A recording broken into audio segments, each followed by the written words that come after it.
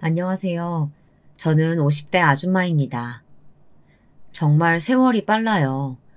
결혼하고 정신없이 자식 낳아 키운 게 엊그제 같은데 벌써 다 큰 딸이 월급 받았다고 맛있는 것도 사주고 남자친구 생겼다고 신나서 이야기하는 걸 보면 신기하기만 하답니다. 여기까지 들으면 제가 참 평범한 대한민국 아줌마 같네요. 하지만 저는 그렇게 평범하게 살아온 사람은 아닙니다. 어린 시절도 결혼 생활도 녹록치가 않았어요. 저희 아버지는 여러 면에서 참 대단하신 분이었어요. 시골 동네기는 했어도 대대로 동네에서 알아주는 집안의 외아들이셨는데 어릴 때부터 도련님 소리를 들으며 자라서 그런지 정말 이기적이고 자기 자신밖에 모르는 분이셨죠. 저는 아버지가 너무 싫었어요. 돈 많이 벌고 재산이 많으면 뭐 하겠어요. 마누라는커녕 자식까지도 항상 뒷전인 분인데요. 어느 정도였냐면 저는 매일 밤 엄마가 도망가기라도 할까봐 무서워서 어머니 옷깃을 붙들고 잤어요. 어린애가 보기에도 아버지 같은 사람하고 어머니가 살기 싫을 것 같다고 생각했던 것 같아요. 왜냐고요? 누가 봐도 아버지는 망나니였어요. 어머니가 딸을 낳았다는 이유만으로 구박하고 쉴 새 없이 바람 피우는 것도 모자라서 술을 먹고 들어오면 어머니 몸에 손찌검까지 하셨어요. 딸인 제가 보는 앞에서도 말이죠. 그랬으니 제가 자는 사이 엄마가 도망가기라도 할까봐 불안하고 무서웠던 것 같아요. 엄마 없이 아버지 같은 인간이랑 단둘이 살고 싶지는 않았거든요. 그런데 어느 날부턴가 아버지의 태도가 달라졌습니다. 바로 제게 동생이 생겼거든요. 떡두꺼비 같은 남자 동생이요. 저와 15살이나 차이가 나는 동생이었습니다. 아버지는 40을 훌쩍 넘기고 본 아들이 그렇게 예쁜지 동생을 볼 때마다 어쩔 줄 몰라 하셨습니다. 저는 자연스럽게 아버지에게 찬밥이 되었어요. 아버지는 어머니가 하시던 집안일을 갑자기 제게 시켰어요. 설거지니 청소니 하는 집안일을 저에게 시킨 건 다반사였고 멀쩡히 세탁기가 있는데도 손빨래까지 시켰죠. 당연히 엄마는 할 필요 없다고 하셨어요. 하지만 아버지는 대놓고 저를 구박하고 미워하셨습니다. 엄마가 동생 키우느라 힘든데 걔집애가 집안일을 도울 생각을 해야지. 매일 그렇게 뒹굴뒹굴하고 있으면 되겠어? 이 정도 집안일은 여자면 다 미리부터 배워놔야 되는 거야. 나중에 네가 시집가서 집안일도 제대로 못 해봐라. 부모가 뭘 가르쳤냐고 시부모가 친정부모 욕하지 않겠어?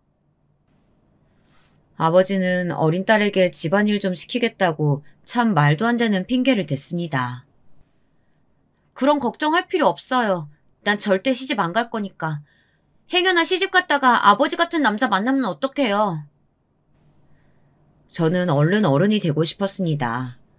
하루라도 빨리 아버지에게서 벗어나고 싶었거든요. 이년 말하는 것 좀 봐. 그렇게 아버지가 싫으면 이 집에 왜 붙어 있어? 괜히 밥축 내지 말고 당장 나가! 아버지는 제가 말대꾸를 할 때마다 어지간히 구박하셨어요. 저는 겉으로만 큰 소리칠 줄 알았지 사실 애잖아요. 정말로 아버지가 저를 집에서 쫓아내기라도 할까봐 속으로는 무서웠습니다. 그런데 아버지는 제게 해도 해도 너무했어요. 동생이 커갈수록 더 하셨죠. 50이 넘은 지금까지도 생생하게 기억나는 일이 있습니다. 동생이 새돌이 넘었을 때쯤이었어요. 어머니가 잠깐 장을 보러 간 사이 낮잠을 자는 동생과 함께 있었습니다. 어머니는 금방 올 테니 만약 동생이 깨면 잠시만 놀아주고 있으라고 하셨어요. 저는 자는 동생이 귀여워서 옆에 함께 누워 있었습니다. 그런데 그때 아버지께서 현관문을 세게 닫고 들어오셨어요.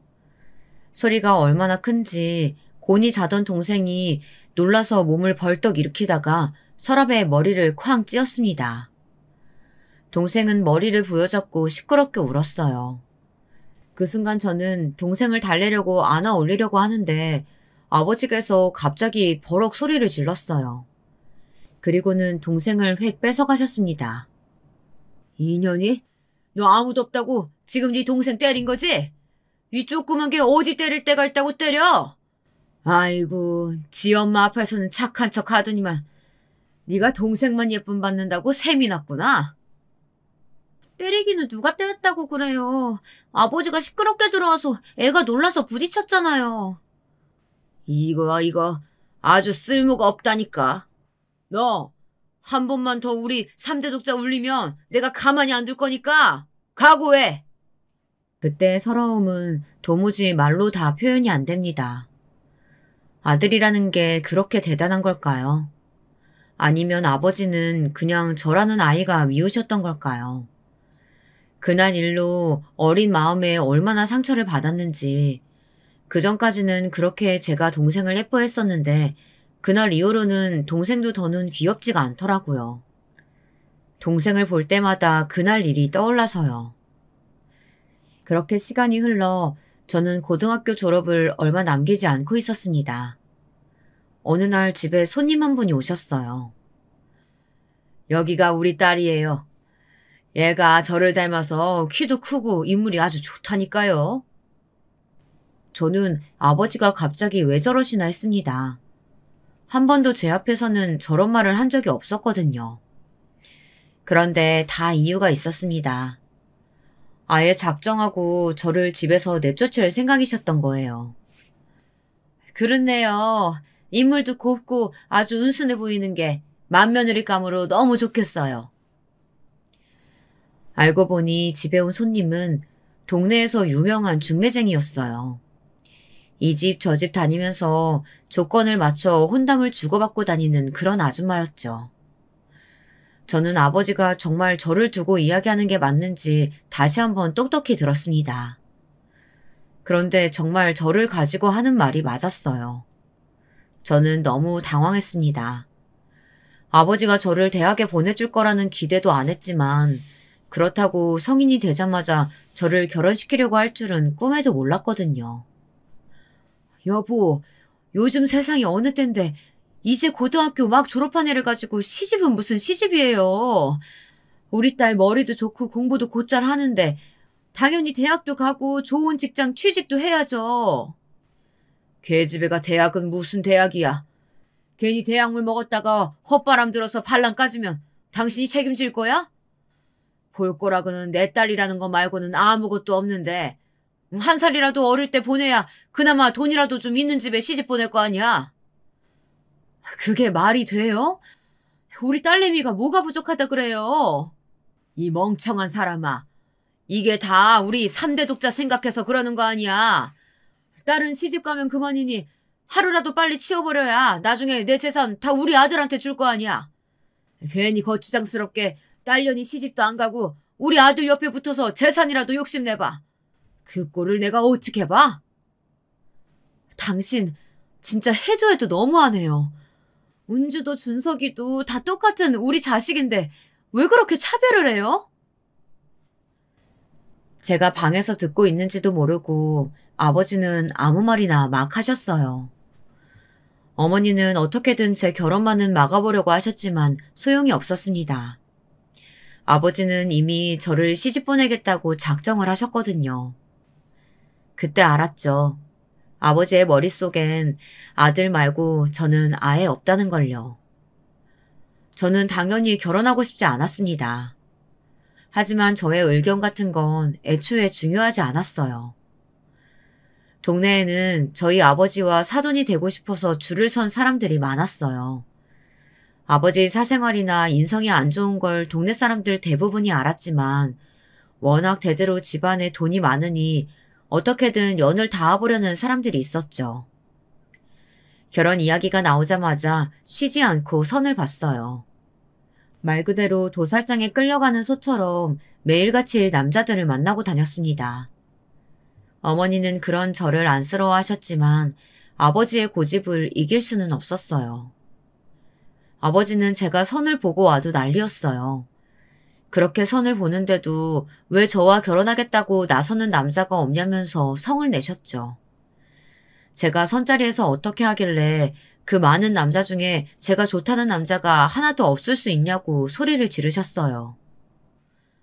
제가 언제 결혼하고 싶다고 했어요? 저 이제 20살이에요. 왜 내쫓지 못해서 안달이냐고요. 그럼 내가 언제까지 너처럼 쓸모없는 애 먹이고 재우면서까지 데리고 살아야 하냐? 여보, 제발 그만 좀 해요. 그게 자식한테 할 소리예요? 당신이 이렇게 무르게 구니까 저게 선자리에 가서 적극적으로 하지를 않은 거 아니야. 뒤늦게 아들 키우느라 아주 등골이 휘는데 전원이라도 빨리 치워버려야 될 거 아니야. 저는 서럽고 속상한 마음에 도망치듯 결혼해버렸습니다. 아버지에게 모진 소리를 들었던 그날 이후 바로 다음 선자리에서 만난 남자와 말이죠. 맞선 보고 난 뒤 딱 3번 데이트하고 바로 결혼했습니다. 어떤 남자인지 뭐라는 남자인지도 잘 모르면서 그냥 아무 생각 없이 결혼해버렸어요. 제 실수였죠. 처음엔 뭣도 모르고 지옥 같았던 그 집에서 벗어났다는 것만으로도 행복했어요. 하지만 그 행복은 길지 않았습니다. 당연한 일이었죠. 결혼 전 딱 3번 만난 남자와 결혼했으니 제 결혼 생활이 평탄할 리 없었습니다. 제 남편은 저희 아버지만큼이나 최악이었어요. 아버지를 피해서 시집을 왔는데 아버지보다 더한 인간을 만나고 만 거죠. 아버지는 아무리 인간성이 더러웠어도 그나마 돈은 잘 벌었어요. 하지만 제 남편은 인간성도 덜 떨어진 주제에 돈 버는 재주도 없었습니다. 시부모님은 결혼 전부터 고깃집을 운영하셨어요. 시부모님은 남편에게 가게에 나와서 몇 년만 일을 배우면 가게를 물려주신다고까지 했는데 남편은 그마저도 나가질 않았습니다. 그럼 남편은 뭘 했냐고요? 정말 아무것도 하지 않았어요. 한량처럼 매일 먹고 놀기만 했습니다. 아시죠? 꼭 그런 남자들이 꿈만 크고 허세만 부릴 줄 알잖아요. 항상 인생은 한 방이라면서 노름에서 벗어나질 못했고 돈도 없으면서 여기저기 빚만 지고 다녔어요. 그 사고를 제가 수습하고 다니느라 바빴습니다. 시부모님께 손 벌리는 일도 허다했죠. 아버님이 또 전화했어요. 이번 주에도 가게 안 나오면 당신이 진 빚 절대 안 갚아줄 거니까 꿈도 꾸지 말래요. 그런 소리 듣고도 너는 가만히 있었어? 내가 몸이 약해서 가게 일은 절대 못한다고 말했잖아. 허리도 아파 죽겠는데 하루 종일 서서 장사를 어떻게 해? 허리가 그렇게 아픈 사람이 하루 종일 도박판에 앉아서 놀으면 도대체 어떻게 하는 거예요? 그리고 이번 달 생활비는 어떻게 할 거예요? 지금 당장 애 기저귀 살 돈도 없는데.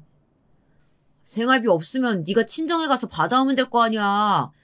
부저 친정 아버지 뒀다가 어디다 써? 이럴 때 쓰는 거지. 우리 생활비를 왜 친정에서 가져와요? 가장인 당신이 벌어와야지. 저는 복이 없어도 어떻게 이렇게 복이 없을 수가 있을까요? 잘못한 것도 없이 욕먹고 구박받는 건 그냥 제 팔자인가 봅니다. 결혼 전과 결혼 후에도 변한 게 없었어요. 그나마 제가 버티고 살 수 있었던 건 자식 때문이었습니다. 제게는 눈에 넣어도 아프지 않을 소중한 딸이 하나 있었습니다. 거지 같은 남편이라도 참고 살 수 있었던 건 남편은 딸아이라면 끔찍했다는 겁니다. 저희 아버지와는 다르게 말이죠. 저와 남편은 사이는 별로였어도 딸 하나만큼은 보란듯이 곱게 키웠습니다. 거지 같고 지긋지긋한 남편이라도 딸아이에게는 다정하고 재미있는 아버지이다 보니 저는 어떻게든 이 결혼 생활을 유지하고 살아야 한다고 생각했어요. 적어도 제 딸아이는 저처럼 아버지를 원망하면서 살기를 바라지는 않았거든요. 그래서 저는 딸아이 앞에서는 항상 행복한 척하며 살았습니다. 남편과도 싸우지 않기 위해서 노력하면서 살았어요. 그러니 자연스레 제가 많이 참고 살 수밖에 없었죠.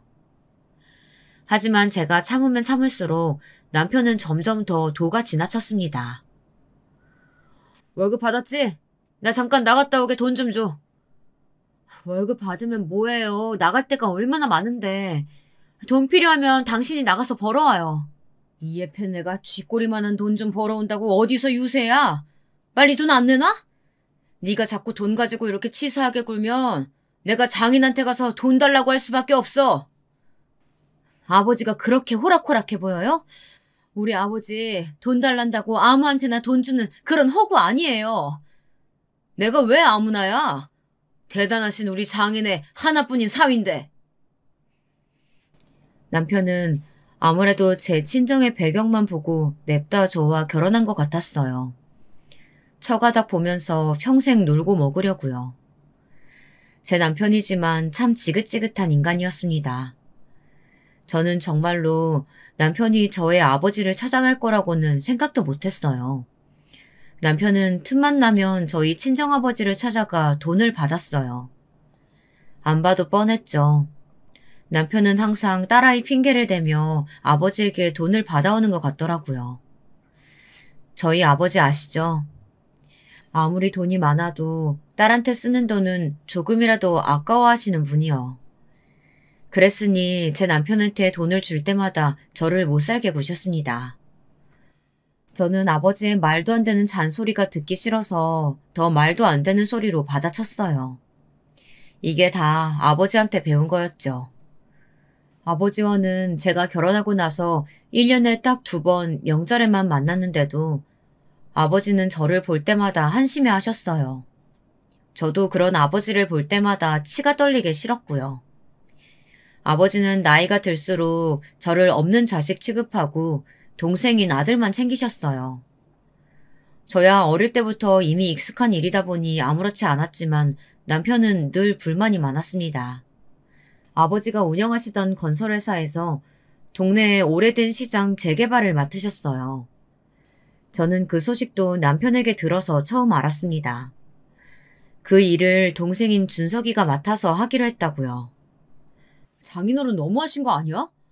버젓이 맞사이가 여기 있는데 어떻게 나한테는 회사 일을 아예 맡기실 생각도 안 하시고 아무것도 모르는 새파랗게 어린 처남한테 맡기신다는 거야.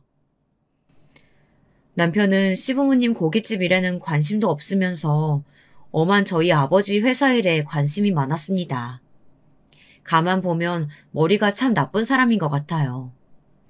딱 봐도 아버지께서 저를 예뻐하지도 않는데 사위까지 챙기실 리가 없잖아요. 아버지가 남편에게 회사 일을 맡길 거라고 기대하는 게 어이가 없었습니다. 준석이는 아버지 일 배운다고 대학도 그쪽으로 전공했잖아요. 아버지가 믿고 맡기시는 게 당연하죠. 뭐야? 당신 지금 나 대학 안 나왔다고 무시하는 거야? 내가 이래봬도 이 동네에 아는 사람이 얼마나 많은데 내가 장인어른 회사에 들어가기만 하면 무조건 능력 인정받는다니까? 당신은 어떻게 된 게 마누라라는 여자가 남편 내조를 이렇게 못하냐? 당장 장인어른한테나 회사에서 일 좀 배우게 해달라고 말해봐. 남편은 되지도 않는 억지를 부렸습니다. 그럴 때마다 저는 난감했어요. 아버지께서 제 부탁 같은 걸 들어줄 리가 없었고 그 귀하디 귀한 하나뿐인 아들 말고 제 남편을 데려다 일을 가르칠 일은 절대 없었죠.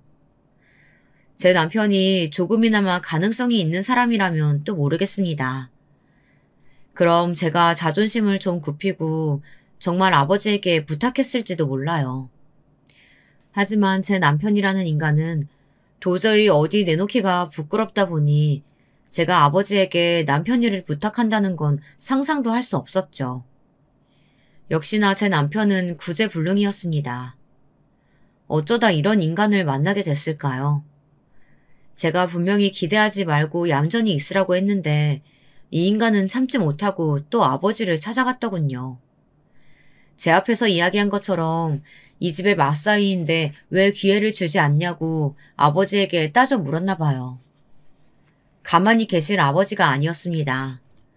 연락도 없이 앞에 나타난 사위가 마음에 들 리가 없었죠. 거기다가 대고 남편은 계속 우겼나 봐요. 꼭 재개발 일을 전담하는 게 아니더라도 아버지의 회사에서 일하고 싶다고요. 내가 지금까지 사돈을 봐서 참고 있었는데 이서방, 네가 아주 겁이 없구나.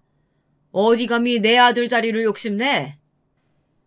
장인어른, 제가 감히 처남 자리를 넘보는 게 아니고요. 그냥 저도 제대로 된 일을 좀 배워보고 싶어서. 제대로 된 일? 자네한테는 사돈네 고깃집 일이 딱이야.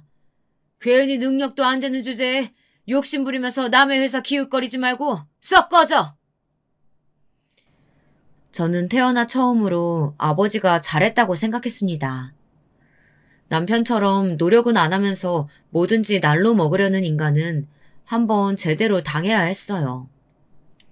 그런데 그 불똥이 괜히 저에게 떨어졌습니다. 그날 저녁 술에 잔뜩 취해 들어온 남편이 다짜고짜 제게 소리를 지르고 막말을 퍼부었어요.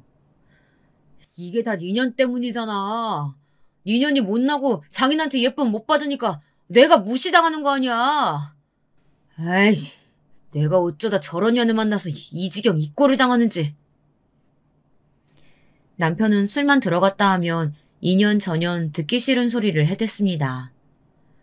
저는 당시에 한참 사춘기였던 딸아이가 자다가 듣기라도 할까봐 항상 숨을 죽이고 남편을 재우려고 노력했어요. 할 줄 아는 거라곤 돈 쓰는 거랑 노름밖에 없는 거 아버지가 다 아는데 당신을 회사에 쓰실 리가 있어? 제발 정신 좀 차려. 그래도 아버지에게 된통 한번 당하고 나서는 남편도 아버지 회사 일을 조금 포기하는 듯 싶었습니다. 그런데 그게 아니었더군요. 내내 기회를 엿보고 있었던 거였어요. 그날은 남편의 생일이었습니다. 저희 친정어머니께서 하나뿐인 사위에게 생일상을 차려주겠다며 친정으로 초대를 하셨어요. 저는 아버지를 만날 생각에 초조하고 긴장되는 마음으로 친정에 갔습니다. 어머니는 정말 농담이 아니라 상다리가 휘어지게 상을 차리셨더군요. 저는 어머니에게 뭘 고생스럽게 이렇게 많이 차렸느냐고 했어요. 너 시집 보내고 지금까지 엄마가 터울 많이 지는 막둥이 동생 키운다는 핑계로 너한테도 신경 못 쓰고 하나뿐인 사회한테도 너무 소홀했어. 지금부터라도 매년 생일은 챙겨줄 테니까 필요한 거 있으면 언제든 얘기해. 어머니는 언제나 제게 미안하다는 말을 달고 사셨어요. 늦게 낳은 동생으로 인해 제가 아버지에게 구박받고 미움받는 게 어머니는 자신의 잘못이라고 생각하셨거든요. 그럴 때마다 저는 어머니 때문이 아니라 아버지가 못난 탓이라고 이야기했지만 제 말에도 어머니의 마음은 편하지 않으셨나 봐요. 그때였습니다. 눈치 없는 남편이 또 말도 안 되는 소리를 짓거렸어요. 장모님, 그러면 제 생일 기념으로 꼭 받고 싶은 선물이 하나 있는데요. 해주실 수 있어요? 어머니는 당연히 사이가 원하는 거라면 뭐든 들어주시겠다고 했어요. 저는 이 인간이 또 무슨 소리를 하려는 건가 싶어 불안했습니다. 그런데 역시나 제 남편이지만 답이 없는 인간이었습니다. 도무지 머릿속에 무슨 생각을 하면서 사는 건지 모르겠더군요. 장모님께서 장인어른께 회사에 자리 하나 만들어달라고 좀 얘기 좀 해주세요. 제가 아무리 말씀드려도 들어주시질 않으세요. 어머니는 약간 당황하셔서 아버지에게 사위 자리 하나 만들어주는 게 뭐가 힘든 일이냐고 웃으면서 이야기하셨죠. 그 순간 아버지는 잔뜩 날이 선 눈빛으로 저와 남편을 번갈아 바라보셨습니다. 이서방, 자네 머리 안 좋은 줄은 내가 진작 알고 있었지만 이 정도로 아둔한 사람인 줄은 몰랐네. 내가 분명 자네한테 알아듣게 말하지 않았어? 내 회사는 무조건 내 아들한테 물려줄 거라고. 여보, 가족끼리 왜 그런 소리라고 그래요? 사위랑 아들이랑 같이 서로 도우면서 일하면 더 좋죠. 맞습니다, 장모님. 당신이 사업에 대해 뭘 알아? 내가 사람 보는 눈 하나는 정확한 사람이야. 이서방은 절대 남 위에서 희생하면서 일할 관상이 아니야. 남의 거 뺏지 않으면 다행이지. 그날 남편은 집에 돌아오는 내내 딸이 있는데도 제 앞에서 아버지 욕을 해댔습니다. 남의 관상 가지고 떠들 정도로 저희 아버지 관상도 좋지 않다나요. 그제야 남편도 아버지 회사에 대해 마음을 접은 것 같아 그나마 다행이다 싶었습니다. 그렇게 시간은 흘러갔습니다. 저희 아버지는 독하고 못돼서 천년만년 사실 줄 알았어요. 그런데 그런 아버지가 돌아가셨습니다. 그렇게 욕심 많으셨던 양반이 죽을 때는 아무것도 없이 빈손으로 떠나시는 걸 보니 사람 목숨이라는 게 참 허망하더군요. 아버지가 돌아가신 이후 많은 것들이 변했어요. 제 동생은 갑자기 공부하겠다며 어머니를 남겨두고 유학길에 올랐습니다. 저는 어머니가 안쓰러웠어요. 저도 저지만 어머니의 인생도 참 불쌍하다 싶었거든요. 저는 어머니를 자주 들여다보지는 못했어요. 어머니도 언젠가부터 제가 오는 걸 반기지 않으시더라고요. 그래도 저는 명절만이라도 함께 보내고 싶어서 명절에는 항상 어머니를 뵈러 갔습니다. 장가도 안 간 아들놈도 나보러 안 오는데 네가 여기를 뭐하러 와? 멀고 힘들 텐데 이제 안 와도 돼. 엄마는 서운하게 무슨 그런 말을 해. 그래도 친정 식구라고 엄마랑 동생밖에 없는데 명절에라도 얼굴 봐야지. 저도 가끔 거울을 볼 때마다 놀라요. 제가 벌써 50이라는 게요. 그런데 저의 얼굴보다도 더 놀랍고 슬픈 건 어머니의 얼굴이었습니다. 곱고 탱탱했던 어머니의 얼굴이 어느새 그렇게 늙고 쭈글쭈글해졌는지 모르겠어요. 어머니의 얼굴을 볼 때마다 저는 마음이 울컥했습니다. 그러던 와중에 남편이라는 인간이 아주 대형 사고를 쳤어요. 저는 당시에 시부모님 가게에서 일을 도와드리고 있었어요. 시부모님도 이제 연세가 많아서 두 분이 가게를 운영하기 힘들어 하셨거든요.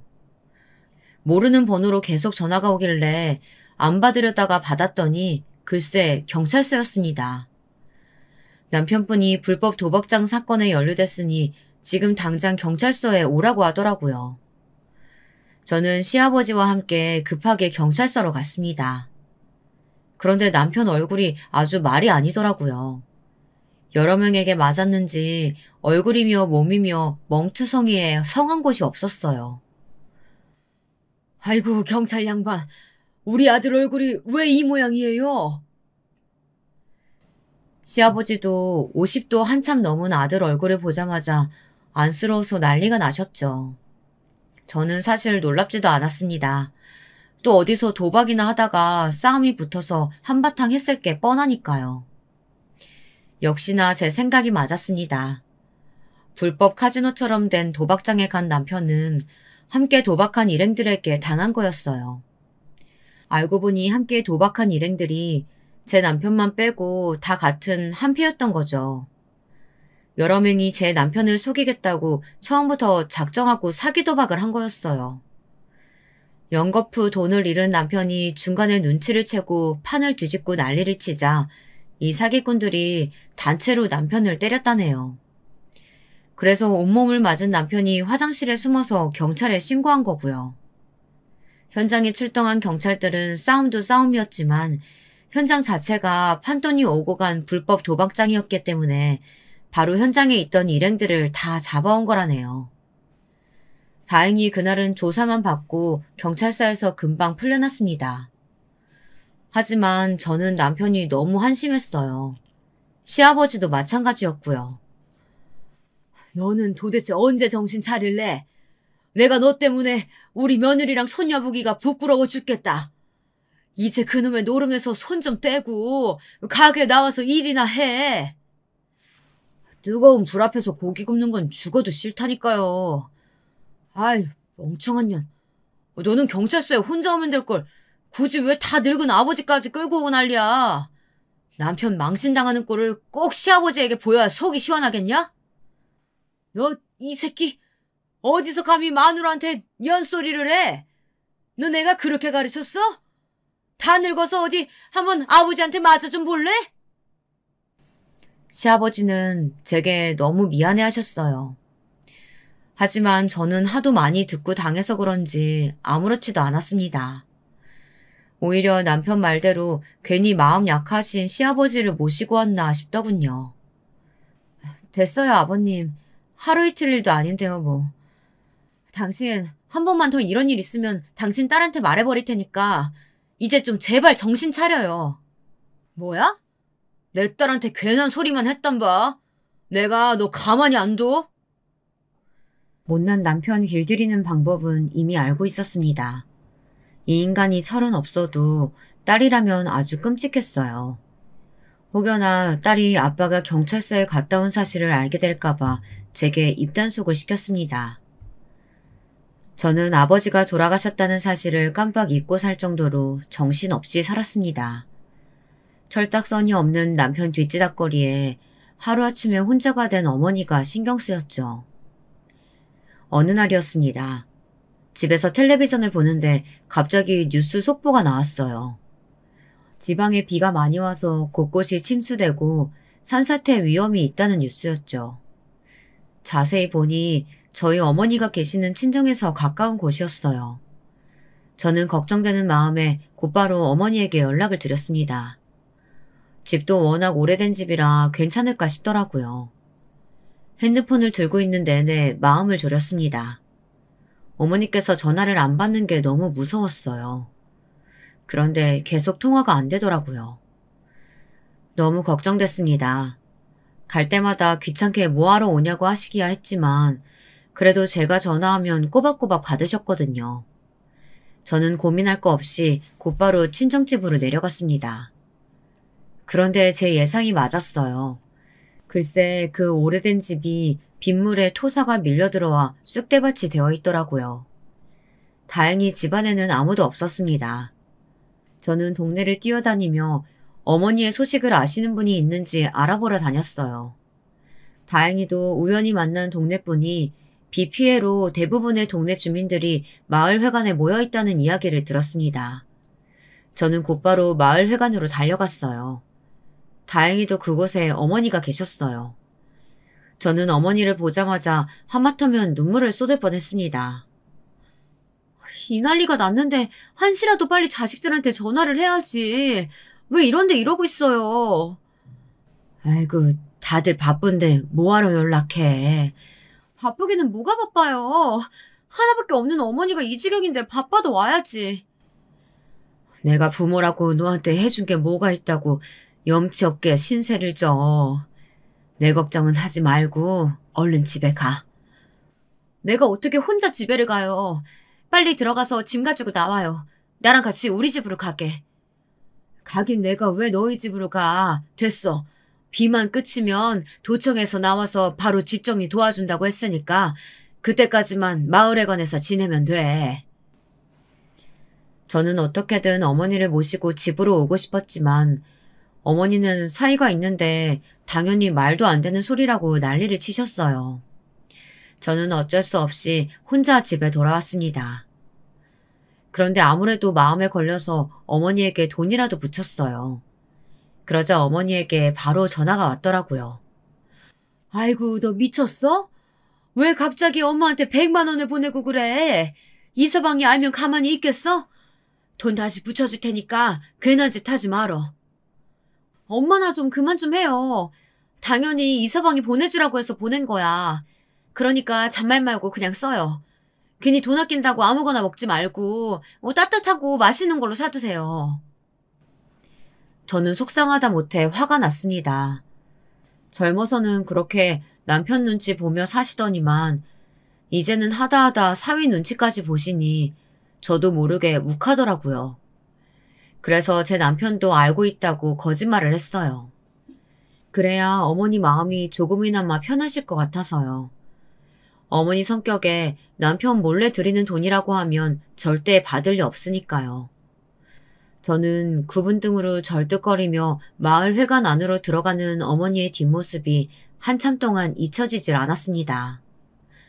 그날 밤은 밤새도록 속상한 마음에 잠을 한숨도 자지 못했습니다. 그런데 예상치도 못한 일이 벌어졌어요. 다음날 제가 집에 들어갔더니 거실에 제 짐을 누가 다 던져놨더라고요. 그 모습에 놀라서 설마 도둑이라도 들었나 싶었습니다. 그런데 그 순간 남편이 씩씩거리면서 방에서 나왔어요. 너, 이 여우 같은 년, 감히 너희 집구석에 돈을 보내? 네가 그러고도 무서워할 줄 알았어? 남편은 어떻게 알았는지 제가 어머니에게 돈을 보내드린 걸 알고 있더라고요. 애초에 당신 돈도 아니었는데 내가 친정에 돈을 주던 말던 무슨 상관이야. 뭐야? 이에펜나가 미쳤나? 내가 돈 내놓으라고 할 때는 돈 없다고 딱 잡아떼더니만 어디서 돈이 나서 100만 원이나 친정으로 빼돌려. 남편은 제가 100만 원을 보낸 것까지 알고 있었어요. 아, 이제야 알겠다. 네가 매일 돈 없다고 징징대던 게 돈 버는 족족 친정에 퍼다 날라서 돈이 없던 거였구나. 내가 이럴 줄 알았어. 장인어른이 죽으면서 재산 다 처남한테 줬지? 그래서 이게 지 엄마 버리고 외국으로 도망간 거였어. 못나도 너무 못난 남편은 이제 하다하다 의심병까지 생겼는지 있지도 않은 일까지 의심하며 사람을 들들 볶더군요. 말도 안 되는 소리로 괜한 사람 잡지 마. 내가 친정에 돈을 퍼주든 어쩌든 당신하고는 아무 상관없는 일이니까 신경 꺼. 어떻게 알았나 싶더니만 남편이라는 이 인간이 뉴스에서 나오는 속보를 보고 어머니에게 연락을 했나 봐요. 그래도 꼴의 사위라고 걱정이 돼서 그랬냐고요? 그럴 리가 없죠. 이 인간이 전화한 이유는 딱 하나였습니다. 저희 친정집이요. 그 집이 걱정돼서 그런 거였죠. 아버지가 죽고 그나마 남은 재산이 그 집뿐이라고 생각했거든요. 그런데 거기다가 대고 어머니는 돈을 받은 게 미안하다고 고맙다고 인사치레를 하셨나 봐요. 제가 사위가 주라고 했다고 거짓말을 했으니 어머니는 진짜 사위가 100만 원이나 보낸 줄 알고 말이죠. 어이구 멍청한 년. 장인은 너 딸이라고 자식 취급도 안 해서 있는 재산 다 네 남동생한테 줬다는데 너는 뭐가 좋다고 장모님 뒤치다거리까지 하고 있냐? 그 집은 비와서 다 망가진 거 아니야? 다른 재산은 몰라도 장모님 돌아가시면 그 집이라도 받아내야 할 거 아니야. 남편은 또 시작이었습니다. 아버지가 살아계실 때는 아버지에게 잘해야 재산이라도 남겨주실까 싶어 그 앞에서는 찍소리도 못하더니만 아버지가 돌아가시고 나서부터는 저를 매번 저런 식으로 무시했어요. 그리고 어머니가 홀로 살고 계시는 그 집을 자꾸만 노리고 있었죠. 어머니 사시는 집은 당연히 어머니 집인데 받아내긴 뭘 받아내. 설사 내가 물려받는다고 해도 그건 내 집이지 당신하고는 상관없으니까 신경 쓰지 마. 당신 아버지 집이면 당연히 내 집이지. 장인 살아계실 때 내가 얼마나 잘했어. 그리고 너 같은 거 지금까지 데리고 살아줬으면 감사한 줄 알아야지. 어디서 큰 소리야, 큰 소리는. 남편은 애초에 양심이라는 게 없는 사람 같았습니다. 결혼해서 지금까지 한 번도 돈이라고는 벌어본 적도 없고 남편 노릇, 사위 노릇 한 번 한 적 없으면서 어디서 감히 재산 이야기를 꺼내나 싶더군요. 당연히 이 인간이 좋아서 지금까지 참고 산 게 아니에요. 눈에 넣어도 아프지 않을 제 딸아이를 생각하고 저희 어머니를 생각해서 참고 있었던 거죠. 딸도 딸이었지만 저희 친정 어머니께서는 제가 일찍 시집간 거에 대해 항상 마음의 짐처럼 생각하셨어요. 하고 싶은 것도 많을 나이에 아버지의 성화에 못 이겨 잘 알지도 못하는 남자와 결혼했으니까요. 그때 아버지를 말리지 못한 거에 대한 죄책감이 어머니는 계속 있으셨던 것 같더라고요. 어머니는 제가 결혼한 이후 매일 물으셨어요. 남편과 사이는 좋은지, 시부모님은 잘해주시는지 말이죠. 그럴 때마다 저는 남편과 사이도 너무 좋고 시부모님도 잘해주신다고 할 수밖에 없었습니다. 어머니에게 걱정을 끼치고 싶진 않았으니까요. 그래서 저는 잘 사는 모습을 보여드리고 싶었어요. 그래서 저는 항상 괜찮다고 선의의 거짓말을 하곤 했습니다. 제가 돈을 보내놓고 사위가 보낸 거라고 하기도 하고 명절날 친정에 가지 않겠다고 버티는 남편을 대신해 저 혼자 딸아이를 데리고 가기도 했고요. 그럴 때마다 항상 시댁 고깃집이 바빠서 그런 거라고 둘러댔습니다. 남편이 지긋지긋할 때마다 마음을 다잡고 또 다잡았어요. 딸내미 시집이라도 보낼 때까지만 참자, 어머니를 생각해서 참자 이렇게요. 그런데 더는 안 되겠더군요. 저는 아주 오래전부터 준비해뒀던 서류 봉투를 서랍장에서 꺼내왔습니다. 남편은 보자마자 이게 뭐냐고 소리부터 지르더니 봉투를 열었어요. 봉투 안에는 제가 작성해둔 이혼 서류가 들어있었습니다. 남편은 예상대로 코웃음을 쳤어요. 쇼하고 있네. 이혼해도 내가 먼저 하면 했지. 어디서 네 주제에 이딴 걸 나한테 들이대? 죽고 싶어? 그때였습니다. 이제 남편이라고 부르기도 싫을 이 망할 놈의 인간이 제 멱살을 잡고 흔들어대더니만 갑자기 짝소리 나게 제 뺨을 때렸습니다.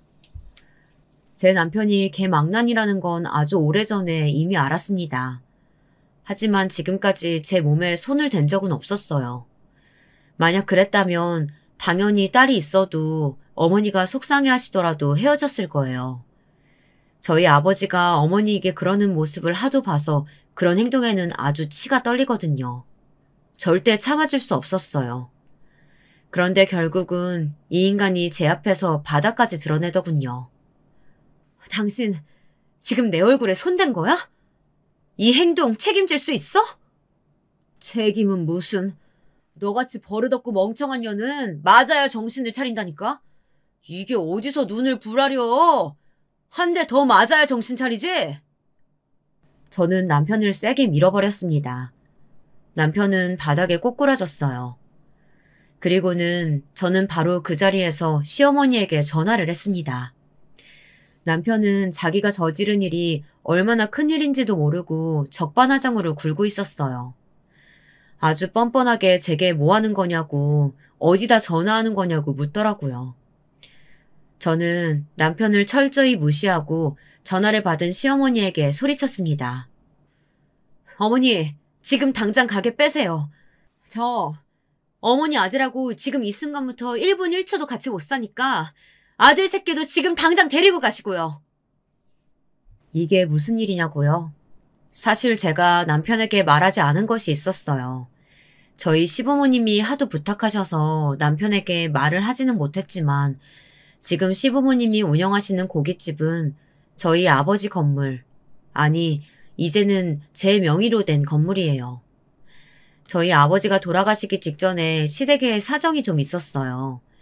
시부모님 가게에서 일하던 직원 하나가 시아버지 이름을 도용해서 가게를 팔아버리고 돈을 가로채 도망가버린 사고가 있었습니다. 당시 시부모님은 너무 억울해서 경찰서며 변호사 사무실이며 돌아다니느라 정신이 없으셨죠. 저도 마찬가지였고요. 그때 남편은 뭘 하고 있었냐고요. 한심하게도 매일같이 노름에 빠져 허우적거리고 있었습니다. 그때 도와주신 게 저희 아버지였어요. 고깃집 문을 닫기 바로 직전에 가게를 아버지가 가지고 있던 건물로 이전해 주셨어요. 돈 한 푼 받지 않고요. 그 이후에도 세도 거의 받지 않다시피 해서 다시 가게를 일으킬 수 있게 해주셨습니다. 그리고 아버지가 돌아가실 때쯤 저에게 그 건물을 증여해 주셨어요. 저 같은 건 자식으로 생각도 안 하시던 아버지가 어떻게 그럴 수 있었냐고요. 사실은 제가 말하지 않은 것이 하나 더 있었습니다. 아버지가 돌아가신 이유에 대해서요. 애틋했던 저와 어머니의 사이가 전과 다르게 멀어지게 된 이유도 바로 그 이유에서였습니다. 어머니가 저를 볼 낯이 없다며 내내 저를 외면하며 사신 이유도 마찬가지고요. 아버지께서는 가난 말기셨어요. 뒤늦게 발견해서 수술 말고는 방법이 없었죠. 병원에서는 가족들 모두가 검사를 받아야 한다고 해서 검사를 받으러 갔는데 이상하게도 어머니께서 준석이는 절대 안 된다고 난리를 치셨어요. 그때 저는 처음으로 어머니에게 서운했습니다. 저는 당연히 검사했는데 준석이는 아무 이유도 없이 무조건 안 된다고 하셨으니까요. 그런데 저희 아버지 아시죠? 세상에서 가장 이기적이고 자기밖에 모르는 노인네예요.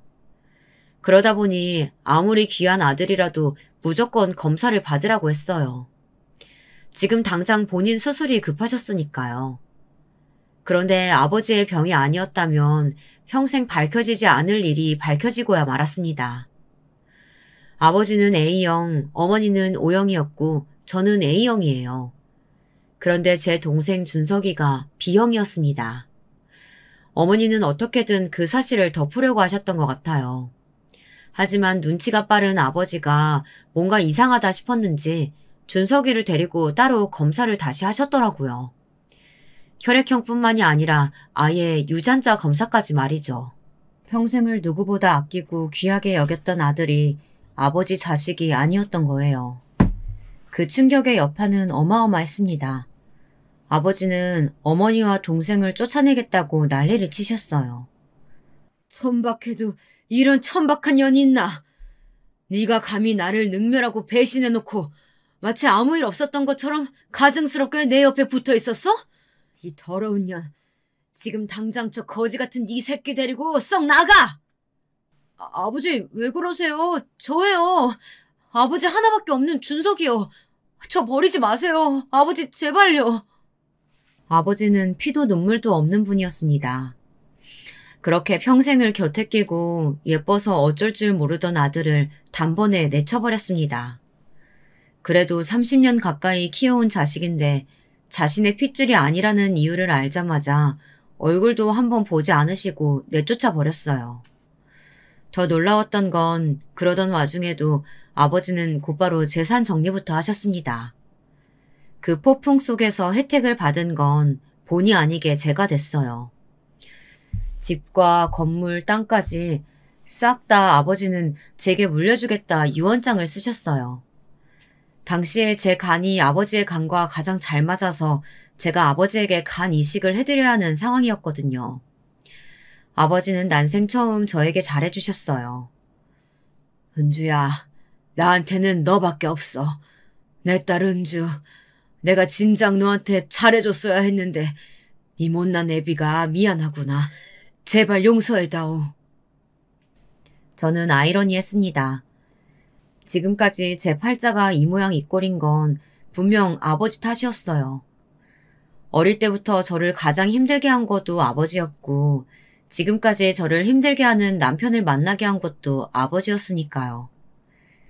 그런데 아버지가 가장 치욕스러운 배신을 당하고 죽음의 문턱에 선 순간 아버지에게 가장 필요로 한 게 저라는 사실이 정말이지 기가 막혔습니다. 인생이란 정말 한 치 앞도 모르는 거더군요.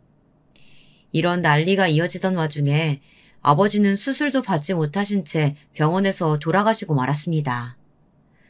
저는 정말이지 너무 허망해서 마음이 이상했습니다. 눈물이 날 줄 몰랐는데 장례식장에서 눈물이 펑펑 쏟아지긴 하더군요. 핏줄이란 참 이상했어요. 물론 아버지를 평생 미워했지만 이런 식으로 돌아가시길 바란 적은 한 번도 없었으니까요. 당시에 자세한 사실을 남편이 알게 되면 안 된다고 생각했어요. 제가 평생 제 동생이라고 생각했던 아이가 의붓 동생이라는 사실도 당연히 말하지 않았고 아버지가 제게 모든 재산을 남겼다는 사실도 말하지 않았어요. 그 사실을 알면 절대 가만히 있을 사람이 아니니까요. 딸아이가 시집갈 때까지만 참고 살자 싶었습니다. 그리고 조금 시원했던 게 나름 남편에게 복수하고 있다는 쾌감이 들었어요. 그리고 아버지에게 제대로 된 사과도 받지 못한 상태에서 어쩌다 재산 좀 받았다고 해서 지금 당장 그 돈으로 잘 먹고 잘 살면 하늘에서 아버지가 당신을 제가 다 용서했다고 착각하실까봐 그 돈은 쓰고 싶지 않더라고요. 저는 오랫동안 가족들을 속인 어머니보다 아버지를 더 용서하지 못하고 있으니까요. 그렇게 해서 제가 시부모님이 운영하신 가게의 건물주가 됐던 거예요. 예상대로 남편은 난리가 났습니다. 제 앞으로 재산이 그 정도로 많을 줄은 당연히 상상도 못했으니까요. 남편은 멍청해도 너무 멍청했습니다. 바로 조금 전에 제 뺨을 날릴 땐 언제고 금세 태세 전환을 하더니 바닥에 무릎까지 꿇었어요. 제가 지금 와서 싹싹 빌면 마음을 바꿀 줄 알았나 봅니다. 아주 손이 발이 되게 빌더군요. 여보, 우리가 지금까지 자식 낳고 산 세월이 몇 년인데 서운하게 왜 그래? 내가 지금까지 당신한테 실수한 거 너무 미안해. 내가 다 잘못했어. 아까 내가 때린 것도 너무 아팠지. 내가 앞으로 당신 옆에서 평생 사죄하는 마음으로 잘할게. 내가 당신 건물 관리도 잘할 테니까 걱정하지 마. 개소리하고 있네. 내가 당신한테 그딴 말 같지도 않은 소리 듣겠다고 시어머니한테 전화까지 했겠어? 나 진심이야. 지금 당장 가게 빼고 안 나가면 강제로 뺄 거니까 알아서들 해. 지금까지 제가 마음이 약해도 너무 약했습니다. 남편이 너무 미워서 하루에도 몇 번씩 시부모님에게 나가라고 소리치고 싶었지만 시부모님 사정 뻔히 다 아는데 매몰차게 그럴 수는 없었어요. 제 딸아이의 할머니이자 할아버지이기도 하니까요. 그런데 이제 정말 제게도 한계가 왔는지 더는 참아줄 수가 없네요. 저는 그날 바로 남편을 집에서 내쫓아버리고 부동산의 가게를 임대로 내놔버렸어요. 사실 지금까지 제대로 된 임대료나 보증금을 받고 가게를 빌려준 것도 아니었기 때문에 언제 내보내도 상관없었어요. 저는 그날 이후로 시부모님의 전화도 남편의 전화도 당연히 받지 않았습니다. 그리고 변호사를 통해 합의 이혼 서류를 보냈어요. 사실 남편은 결혼 생활 내내 이 결혼을 유지하기 위해 한 게 아무것도 없었어요. 그래서 이혼은 생각보다 간단했습니다. 지금까지 제가 왜 망설였나 싶을 정도로요. 자식은 이미 성인이니 양육권도 문제 없었고 재산도 다 저희 아버지 명의의 재산이었기 때문에 모두 다 제 것이었습니다. 남편이 소송을 제기할 수도 있다는 가능성을 생각하고 있었지만 남편이 그 정도로 멍청하지는 않았는지 아직까지는 잠잠합니다. 사실 딸아이가 남편에게 액션을 하나 취하기는 했더라고요. 아빠, 만약에 엄마랑 조용히 합의 이혼 안 해주면 나중에 나 시집갈 때 결혼식장에 아예 못 올 줄 알아. 못난 인간이 그래도 자식이라면 끔찍해서 무섭기는 했나 보더라고요. 저는 이혼을 하고 나니 너무 편안했습니다. 평생 가슴 한구석이 꾹 막힌 것 같았는데 속이 다 뻥 뚫린 것 같았습니다. 더는 지금까지처럼 살고 싶지 않았어요. 딸아이도 성인이고 저도 모두에게 할 만큼 했어요. 이제는 불쌍한 저에게 보답을 좀 해주고 싶었습니다. 아버지가 너무 싫어서 아버지의 돈으로 편하게 살고 싶지 않았지만 지금은 제게도 그럴 자격이 있다고 생각이 듭니다. 그날 이후 어떻게 됐냐고요? 저는 곧바로 고향으로 내려가 수해 복구 작업부터 도왔어요. 어머니는 그러는 와중에도 제 눈치만 보셨어요. 제가 하는 대로 지켜만 보고 계셨죠. 제 눈에는 어머니가 안쓰럽기만 했습니다. 동생은 아버지가 돌아가시기 전 본인의 출생의 비밀에 대해 알자마자 어머니를 원망하며 유학을 핑계로 집을 나가버렸어요. 벌써 몇 년째 연락이 되질 않습니다. 어머니가 다른 남자와의 사이에서 동생이 생겨 나왔다는 게 저는 지금까지도 믿기질 않아요. 어머니처럼 소심하고 약한 분이 어떻게 그런 대범한 일을 저질렀을까 싶거든요. 하지만 같은 여자로서 이해는 합니다. 아버지 같은 사람과 산다는 게 쉽지 않다는 걸 누구보다 제가 가장 잘 아니까요. 어머니는 지금까지 저와 동생에게 항상 미안한 마음으로 사셨어요. 저는 제게 어머니를 미워하고 원망할 자격이 없다고 생각해요. 저는 어느 때보다 지금이 어머니가 가장 필요했으니까요. 저는 아버지가 남겨주신 땅에 새로 집을 짓고 있습니다. 저와 그리고 어머니, 제 딸아이까지 3대가 함께 살 집을 짓고 있어요. 언젠가 딸아이에게 사랑하는 사람이 생기면 언제든 떠날 수 있고 제 동생이 언제든 이 집으로 돌아오겠다고 하면 언제든 환영해 줄 수 있는 그런 아늑한 집을 지을 생각이에요. 그게 제가 아버지와 전 남편에게 할 수 있는 복수라면 복수였습니다. 저는 어느 때보다 지금이 행복합니다. 여러분도 언제나 자신이 원하는 방향으로 길을 잡고 가다 보면 마음의 행복이 찾아오실 거라고 생각합니다. 제 기나긴 이야기 들어주셔서 다시 한번 감사드립니다.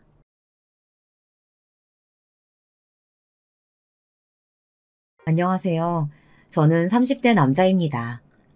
이제 고작 30년 넘게 살았지만 저는 누구보다도 산전수전 공준전까지 겪었다고 해도 과언이 아닐 정도로 파란만장하게 살아왔습니다. 그런데 지금까지 겪은 일은 예고편에 불과할 만큼 최근에 너무도 말도 안 되는 일을 당해서 이렇게 사연까지 보내게 됐습니다. 너무 억울하고 속이 뒤집혀서 누구에게 속 시원히 말이라도 해야 이 답답한 마음이 조금이나마 진정될 것 같아서요. 저는 아무것도 없는 집에 태어나 홀로 자수성가했습니다. 20대를 공부만 하느라 너무 치열하게 살았기 때문에 30대에는 다른 거 하나 바라는 거 없이 남들처럼 평범하게만 살고 싶었어요. 평범하게 사는 게 뭐냐고요? 제가 생각하는 평범한 삶이란 안정적인 직업을 가지고 내 집에서 내가 사랑하는 아내와 아이와 함께 오순도순 함께 사는 것이었어요. 평생 그것만 바라보며 쉬지 않고 달려왔거든요.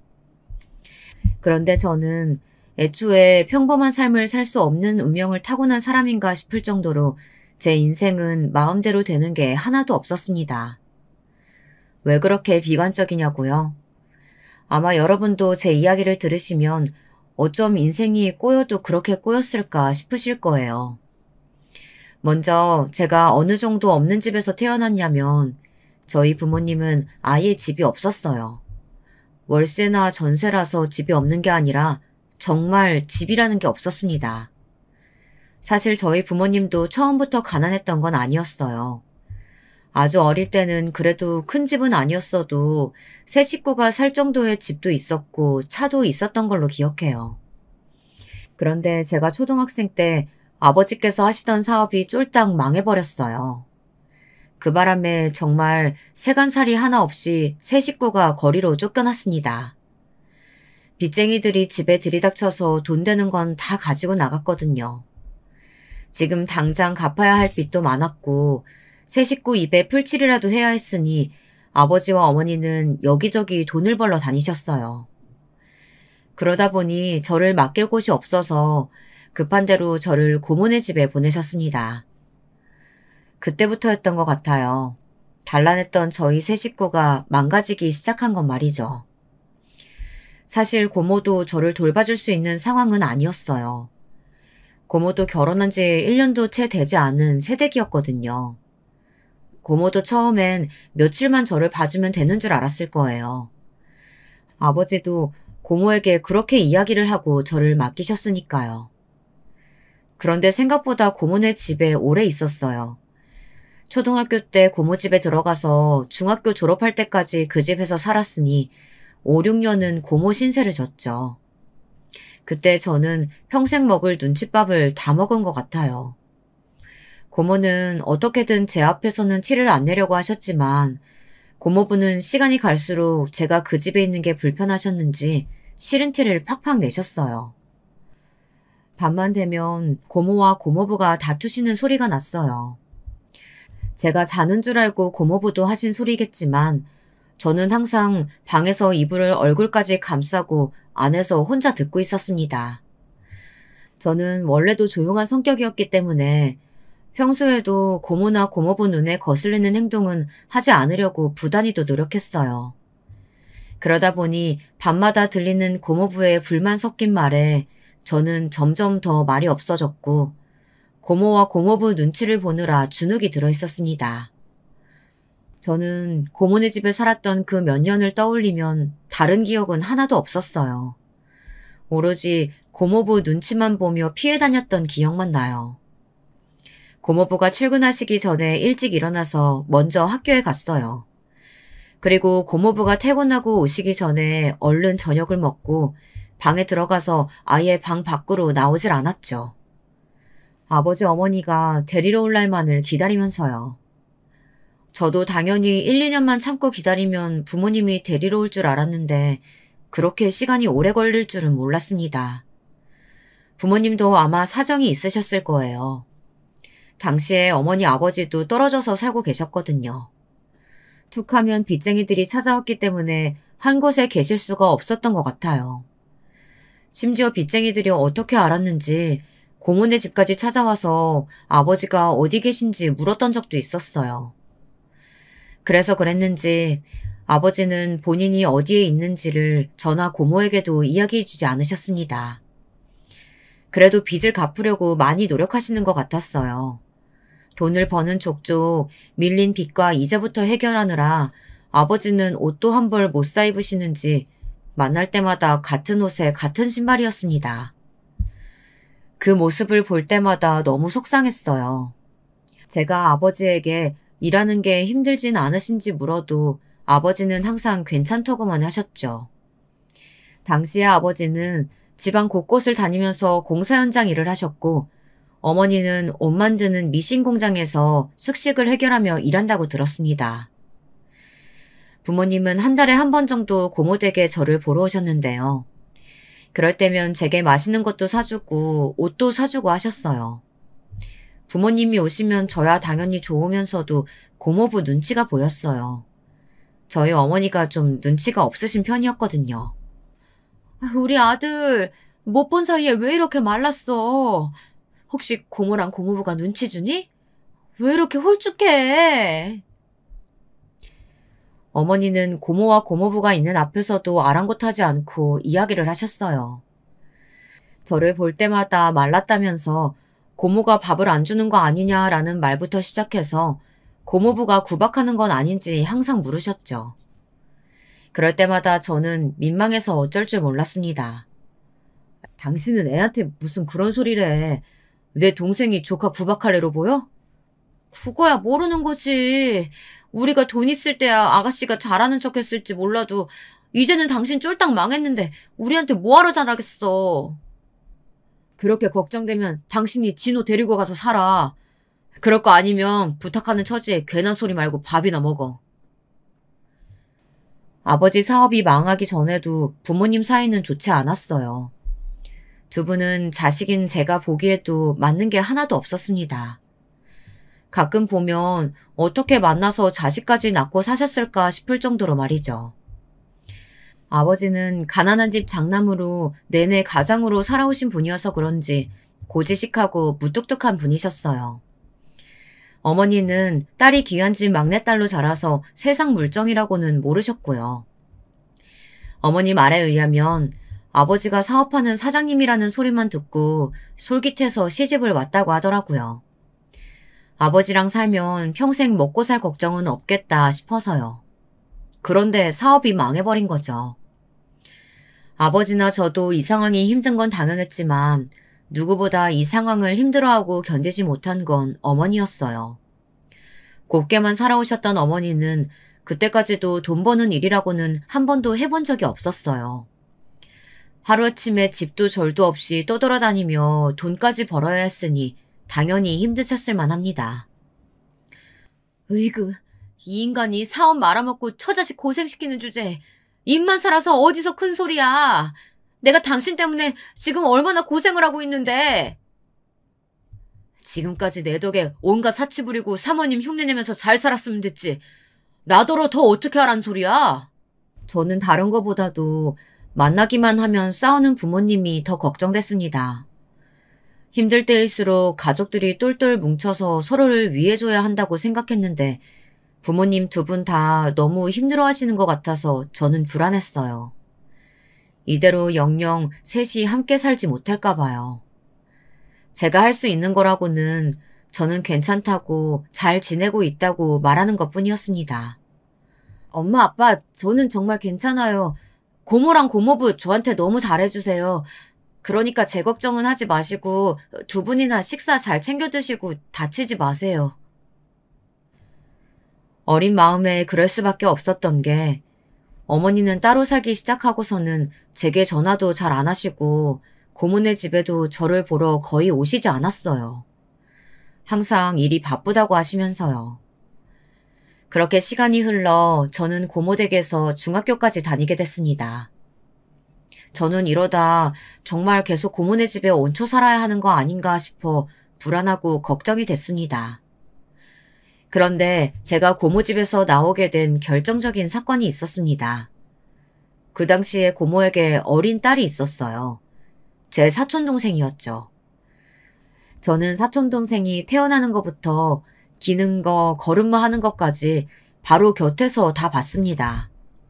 고모가 바쁠 때는 제가 분유도 먹이고 기저귀도 갈면서 업어서 키웠어요. 고모도 고모부보다 제가 더 애를 잘 본다고 칭찬하실 정도로 애 키우는데 소질이 있었습니다. 고모부는 여전히 저를 눈엣가시로 여겼지만 저는 괜찮았습니다. 눈칫밥도 몇 년 먹으니 적응이 되긴 되더라고요. 사실 조카를 몇 년이나 데리고 산다는 게 쉬운 일은 아니잖아요. 저는 항상 감사하는 마음이었기 때문에 고모부가 제게 무슨 말을 해도 다 참을 수 있었습니다. 사촌동생을 돌보는 건 하나도 힘들지 않았어요. 제가 사촌동생을 봐줄 수 있어서 오히려 다행이라고 생각했습니다. 제가 고모 신세를 진 게 몇 년인데 이 정도는 충분히 할 수 있는 일이라고 생각했죠.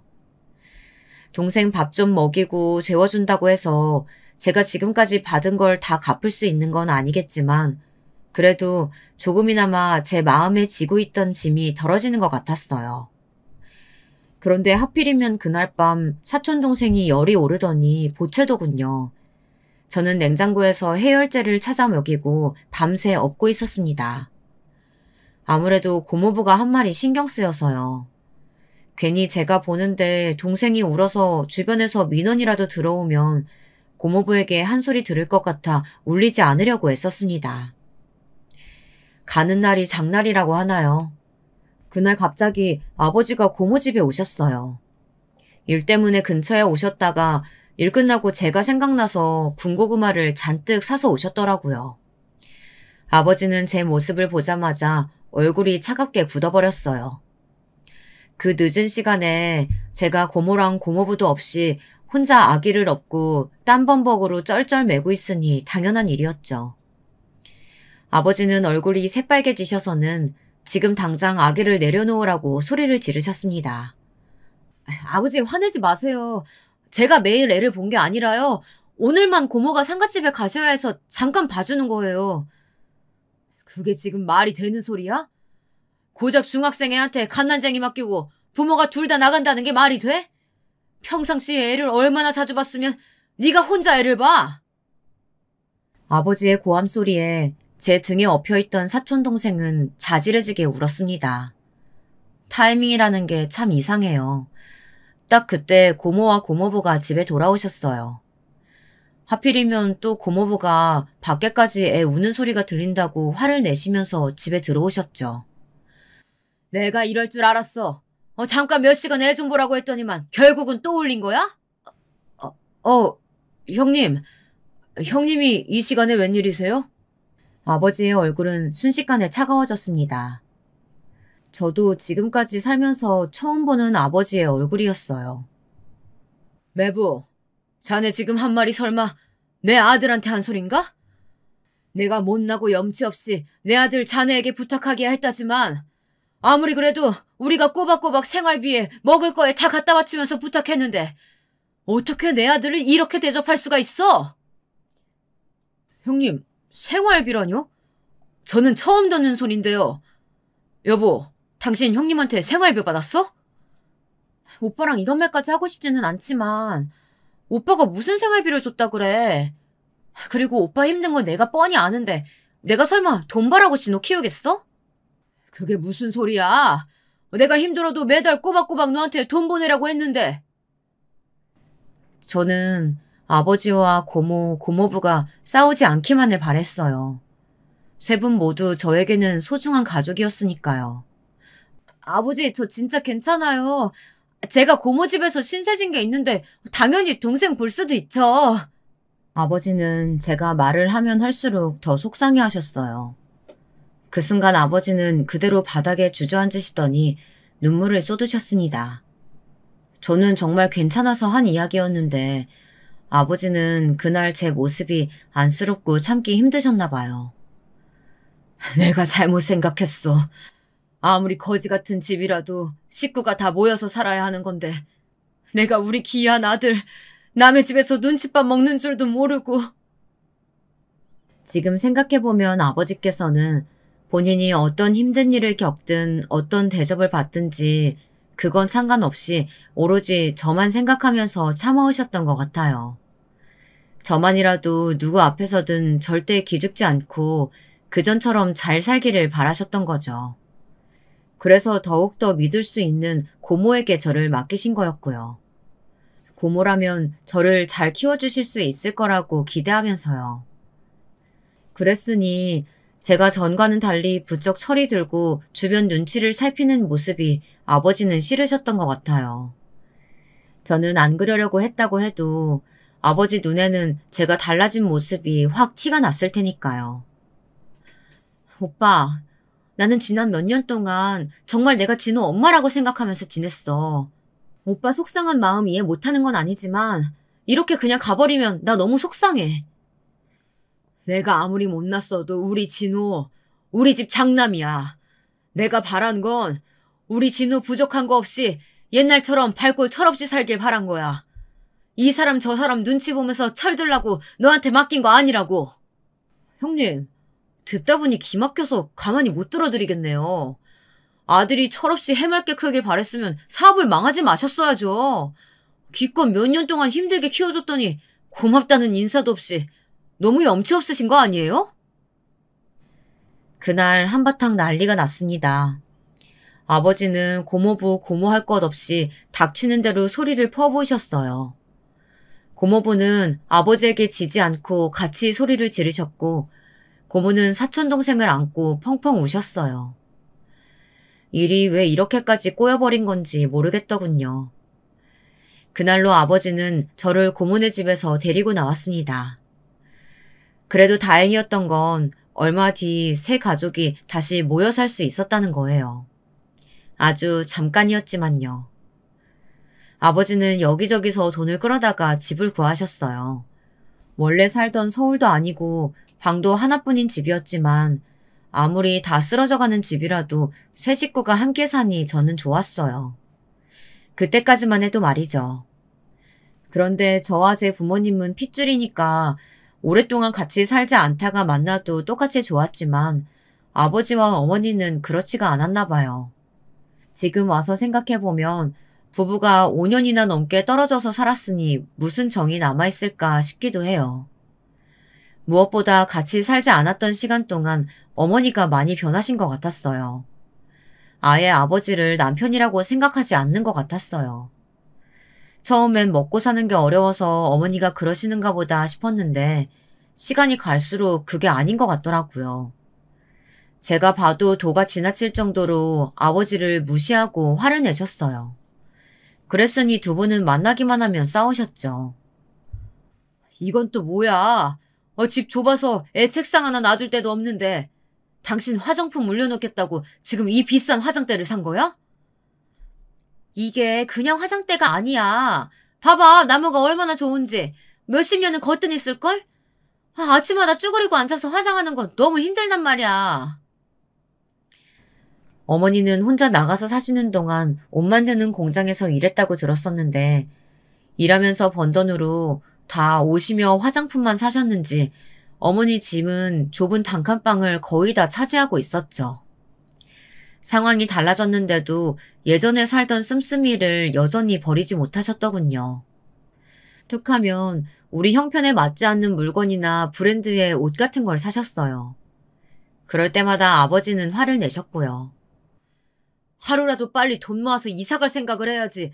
자꾸 물건만 사들이면 되겠어? 으이그 쪼잔하기는. 당신 배포가 그거밖에 안 되니까 사업이 망한 거야. 이거 몇 푼이나 한다고 잔소리야. 그렇게 이사 가고 싶으면 당신이 나가서 도둑질이라도 해오던지. 제가 보기에는 아버지가 어떻게든 처자식과 먹고 살려고 악착같이 사시는 것 같아 보였는데 어머니 눈에는 그게 보이지 않았나 봐요. 아니면 지난 5년 동안 가족들이 다 뿔뿔이 떨어져 살면서 고생한 게 아버지 탓이라고 생각해서 어머니는 아버지가 미웠는지도 모르겠습니다. 아버지가 어머니에 대해 훨씬 더 많은 걸 참고 계신지도 모르고 말이죠. 너는 배포가 커서 지금까지 나한테 말 한마디도 안 하고 내가 내 동생한테 보내주려고 한 생활비 중간에서 다 꿀꺽꿀꺽 도둑질했냐? 저는 너무 놀랐습니다. 알고 보니 아버지가 고모에게 생활비를 보내라고 한 게 사실이었어요. 아버지가 매달 어머니에게 돈을 붙여주면서 어머니가 번 돈과 합쳐서 생활비를 보내라고 하셨대요. 그런데 어머니께서 중간에서 돈만 받아 챙기고 고모에게 생활비를 한 번도 안 보내신 거죠. 아버지는 나름대로 가정을 유지하기 위해 지금까지 이야기하지 않고 참고 계셨던 거예요. 그게 어떻게 도둑질이야? 내 남편 돈 내가 받아서 쓰는 건데. 엄연히 당신이 번 돈이면 내 생활비지. 그걸 왜 당신 동생한테 보내? 어머니가 철이 없다는 건 저도 진작에 알고야 있었지만 이 정도인 줄은 몰랐습니다. 어머니는 제가 고모댁에서 그렇게 오랫동안 신세를 졌는데 전혀 제 걱정이 되지 않았나 봐요. 그러지 않고서야 어떻게 자식을 맡겨놓고 고모나 고모부에게 주는 생활비를 아까워할 수 있었겠어요. 저는 그 자리에서는 말하지는 않았지만 어머니에 대한 생각이 많이 변했어요. 실망했습니다. 정말 자기밖에 모르는 사람이구나 싶어서요. 한 번은 이런 일도 있었어요. 저는 고등학교 3년 내내 전교 1등을 했어요. 집안의 보탬이 되고 싶어 쉬지 않고 아르바이트를 하면서도 학업을 놓치지 않기 위해 노력했거든요. 그런 제가 안쓰러우셨던 아버지는 제 생일을 맞아 오랜만에 외식하자고 하셨어요. 그리고 제게 꿈이 뭐냐고 물으시길래 의사가 되고 싶다고 말했습니다. 그런데 그 순간 어머니가 콧방귀를 뀌셨어요. 의사? 너는 전교 1등이라면서 그렇게 머리가 나빠서 어떡하니? 우리 형편에 의대를 어떻게 가? 애 앞에서 왜 초를 치고 난리야? 내가 우리 아들 무슨 수를 써서라도 의대 보낼 거니까 그런 걱정은 하지도 마. 제가 공부를 아무리 잘해도 아르바이트를 해서 돈을 벌어와도 이미 부모님의 사이는 틀어질 대로 틀어져 있었어요. 이미 균열이 생길 대로 생겼으니 언젠가 깨질지도 모른다고 저는 항상 생각하고 있었습니다.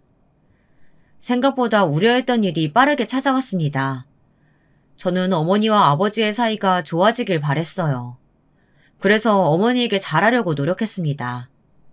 제가 어머니에게 잘하면 잘할수록 어머니도 저를 봐서라도 아버지와 잘 지내려고 하시지 않을까 하는 기대가 있었거든요. 하지만 제가 너무 어리고 순진했던 거죠.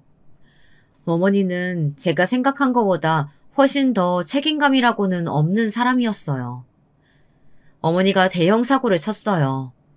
그날의 기억은 제게 너무도 생생했습니다. 날씨며 제 옷차림이 어땠는지까지도 정확하게 기억하고 있어요. 어머니는 옷 만드는 작은 미싱 공장에서 일하셨어요.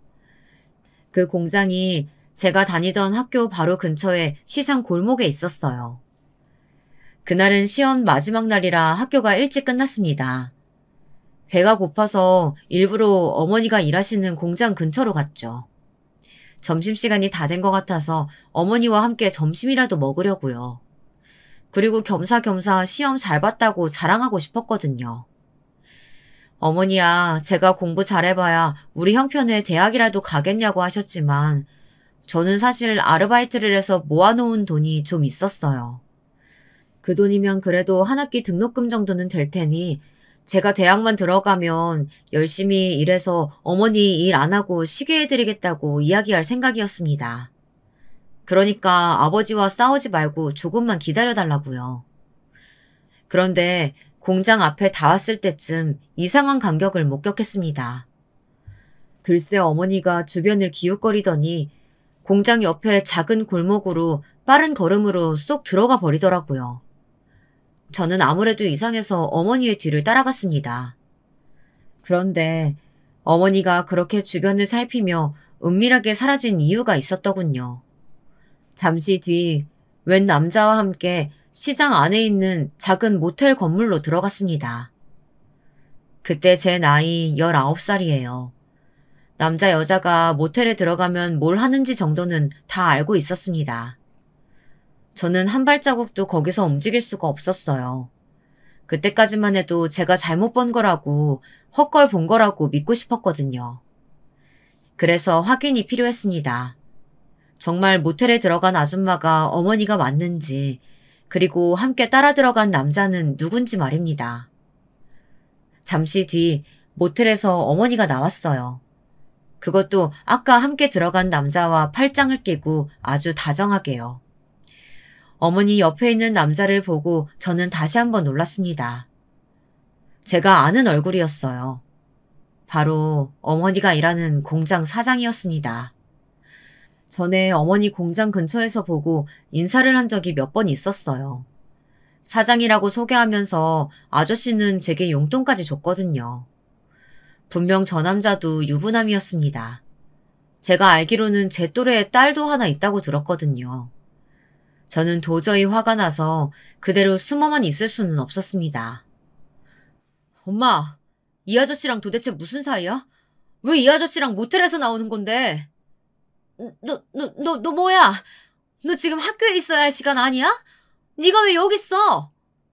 어머니는 하나밖에 없는 아들이 시험을 보는지 시험이 끝났는지 아예 모르고 계시더군요. 사실 이상한 일도 아니었습니다. 그러고 보면 어머니는 아버지 사업이 망하고 가족이 뿔뿔이 흩어지고 나서부터는 제게 일절 관심이 없었어요. 세 식구가 같이 살게 되고 나서도 제게 따뜻한 밥상 한 번 차려준 적도 없으니까요. 오히려 저는 어머니가 차려준 밥보다 고모가 차려준 집밥을 먹은 일이 훨씬 더 많았던 것 같아요. 헛소리 하지 말고 사실대로 말하라니까? 아버지 두고 지금 이 남자랑 바람 피운 거냐고! 저는 어머니 앞에서는 절대 울고 싶지 않아 눈물을 꾹꾹 삼켰습니다. 하지만 끓어오르는 울분은 참을 수가 없더군요. 저는 아버지 얼굴이 자꾸만 떠오르면서 아버지가 너무 불쌍했어요. 지금까지 평생 처자식 먹여 살리겠다고 고생만 하시는 우리 아버지요. 아버지가 이 더운 땡볕 아래서 일하고 계시는 동안 어머니는 매일 저 재수없는 공장 사장, 아니 상간남과 만나면서 바람을 피우고 있었던 거예요. 제 어머니라는 사람은 저보다도 개념이 없었어요. 아들한테 이렇게 치욕스러운 모습을 들켜놓고도 뻔뻔하기만 했습니다. 내가 너희 아버지 사업 망하고 나서 얼마나 쪽팔리게 살았는지 알아?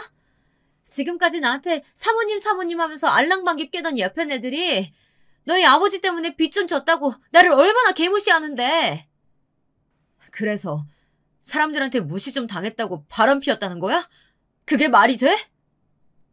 날 이렇게 초라하고 비참하게 만든 게 너희 아버지잖아. 너는 너희 아버지 같은 사람하고는 못 살겠는 걸 그럼 어떡해? 어머니는 자신의 잘못을 조금도 인정하지 않고 모든 걸 다 아버지 잘못으로 넘겼어요. 그 순간 똑똑히 알겠더군요. 제 어머니라는 여자에 대해서요. 나이만 먹었지 어머니는 어른이 아니었어요. 그냥 자기 자신밖에 모르는 파렴치한이었죠. 저는 그날 혼자 집에 돌아왔습니다. 집에 돌아와서도 어머니와 한마디도 하지 않았어요. 제가 제 눈으로 본 일을 아버지에게 말씀드려야 하나 말아야 하나 고민이 많았습니다. 몇 날 며칠을 밤을 꼬박 새웠어요. 그런데 제 어머니라는 여자는 정말이지 답이 없는 여자더군요. 무책임함의 끝판왕이었어요. 어머니는 며칠 뒤 집을 나가버렸습니다. 달랑 쪽지 하나 남겨놓고 집을 나가버린 거죠. 아들, 너에게 이런 모습 보인 건 미안해. 모텔 앞에서 본 엄마의 모습은 잊어. 네가 아직 어려서 엄마를 이해 못하겠지만 엄마도 참을 만큼 참았단다. 더는 네 아버지랑은 못 살겠어. 엄마는 엄마 행복 찾아서 떠나는 거니까 아들도 행복하게 살아. 더 기가 막혔던 건 자식까지 버리고 상간남하고 도망간다는 여자가 제 통장까지 들고 도망갔다는 겁니다. 믿어지세요? 새엄마도 아니고 친엄마라는 사람이 어린 아들이 아르바이트해서 모아놓은 대학 등록금을 가지고 도망가다뇨. 그것도 수능이 몇 달 남지도 않았는데 말이죠. 저는 그 쪽지를 본 순간 그나마 남아있던 정남이도 뚝 떨어졌습니다. 제 몸속에 흐르는 어머니의 피를 뺄 수만 있다면 다 뽑아버리고 싶을 정도였어요.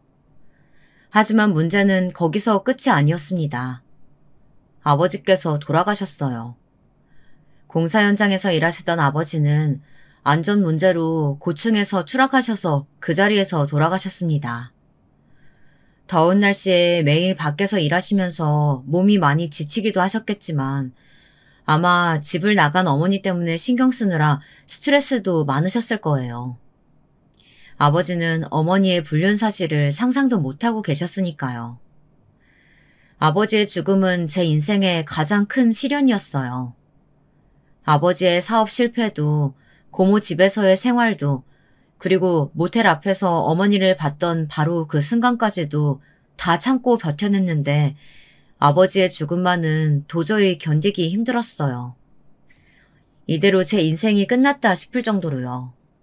저는 평생 회복이 되지 않을 아픔이라는 게 있다는 걸 그때 처음 알았습니다. 아버지가 다시 살아나서 제 앞에 나타나지 않는다면 이 아픔은 절대 끝나지 않을 것 같았어요. 저는 그래도 수능은 잘 봤습니다. 평소 보던 실력만큼 봤기 때문에 학교 선생님들께서는 제가 당연히 의대에 진학할 거라고 생각하셨어요. 물론 얼마 전까지만 해도 저도 꿈꾸던 일이었으니 당연했습니다. 하지만 몇 달 사이에 많은 게 변했어요. 제게 더는 꿈도 희망도 없었습니다. 그때 제게 가장 많은 위로가 되어준 분은 다름 아닌 고모였습니다. 고모는 아버지의 장례식장부터 해서 모든 과정을 다 도와주셨어요. 만약 고모가 없었다면 저는 아버지를 제대로 보내드릴 수 없었을 거예요. 그리고 가장 감사했던 부분은 다시 한번 저를 걷어주셨다는 겁니다. 아버지와 살던 집을 다 정리해서 제 짐을 고모댁으로 옮겨주었어요. 이제는 어린애도 아니고 고3이면 성인이나 다름없는데도 고모는 저를 외면하지 않으셨어요. 철없는 반항심에 오히려 제가 다 필요 없다고 계속 고모를 밀어냈는데도 고모는 저를 버리지 않으셨습니다. 고모에게 쑥스러워서 말은 못했지만 아마 그때 고모가 아니었다면 저는 이미 이 세상에서 사라져 버렸을지도 몰라요. 고모는 제가 다니던 학교까지 직접 찾아와서 선생님과 입시 상담도 해주셨어요. 그리고는 바로 제게 원서 작성부터 하게 하셨고요. 지금 생각하면 부끄럽지만 당시에 마음이 아주 된통 꼬여있던 저는 선생님께도 고모에게도 대학 갈 생각이 없다고 마구 우겼습니다. 대학에 가서는 뭐해요? 어차피 제 인생 이미 다 망했어요. 엄마는 날 버렸고 아버진 죽어버렸고 제가 무슨 수로 대학을 가요? 네 마음 고모가 다 헤아릴 수는 없지만 고모는 절대 너 이대로 주저앉게 두지 않아. 돈 때문에 그런 거면 걱정하지 마. 됐어요. 고모 돈도 고모부 돈도 한 푼도 안 받을 거예요. 그때는 왜 그랬는지 누구의 도움도 받고 싶지 않았습니다. 괜한 자존심을 부렸어요. 내가 왜 널 도와줘? 너 돈 많아. 너랑 아빠랑 살던 집 보증금 뺀 거랑 너희 아버지 사고로 보험금 나온 거 고모가 10원 한 푼도 안 빼돌리고 다 네 통장에 넣어뒀어. 그 돈으로 대학도 가고 너 하고 싶은 거 다 해. 넌 그래도 돼. 그럴 자격 충분히 있어. 제가 그 돈으로 어떻게 대학을 가요? 아버지 목숨값으로 제가 어떻게 잘 먹고 잘 살 수가 있냐고요. 너희 아빠 몰라? 너희 아버지 너만 보고 평생 산 사람이야. 지금도 하늘에서도 너 훌륭한 의사 돼서 남들 앞에서 떵떵거리며 살기만 바라고 있을 거라고. 고모 말이 다 맞았습니다. 이러고 주저앉아서 폐인처럼 있어봐야 달라질 건 없었어요. 나를 버리고 아버지를 죽게 만든 어머니라는 여자는 이 순간에도 잘 먹고 잘 살고 있을 텐데 제가 제 인생을 포기하는 건 너무 억울한 일이었습니다. 저는 의사가 됐어요. 아버지 목숨값으로 받은 보험금으로 공부해서 지금은 사람 살리는 외과 의사가 되었습니다. 공부도 공부고 돈도 돈이었지만 몇 년 동안 제 곁에서 고모가 고생을 많이 하셨어요.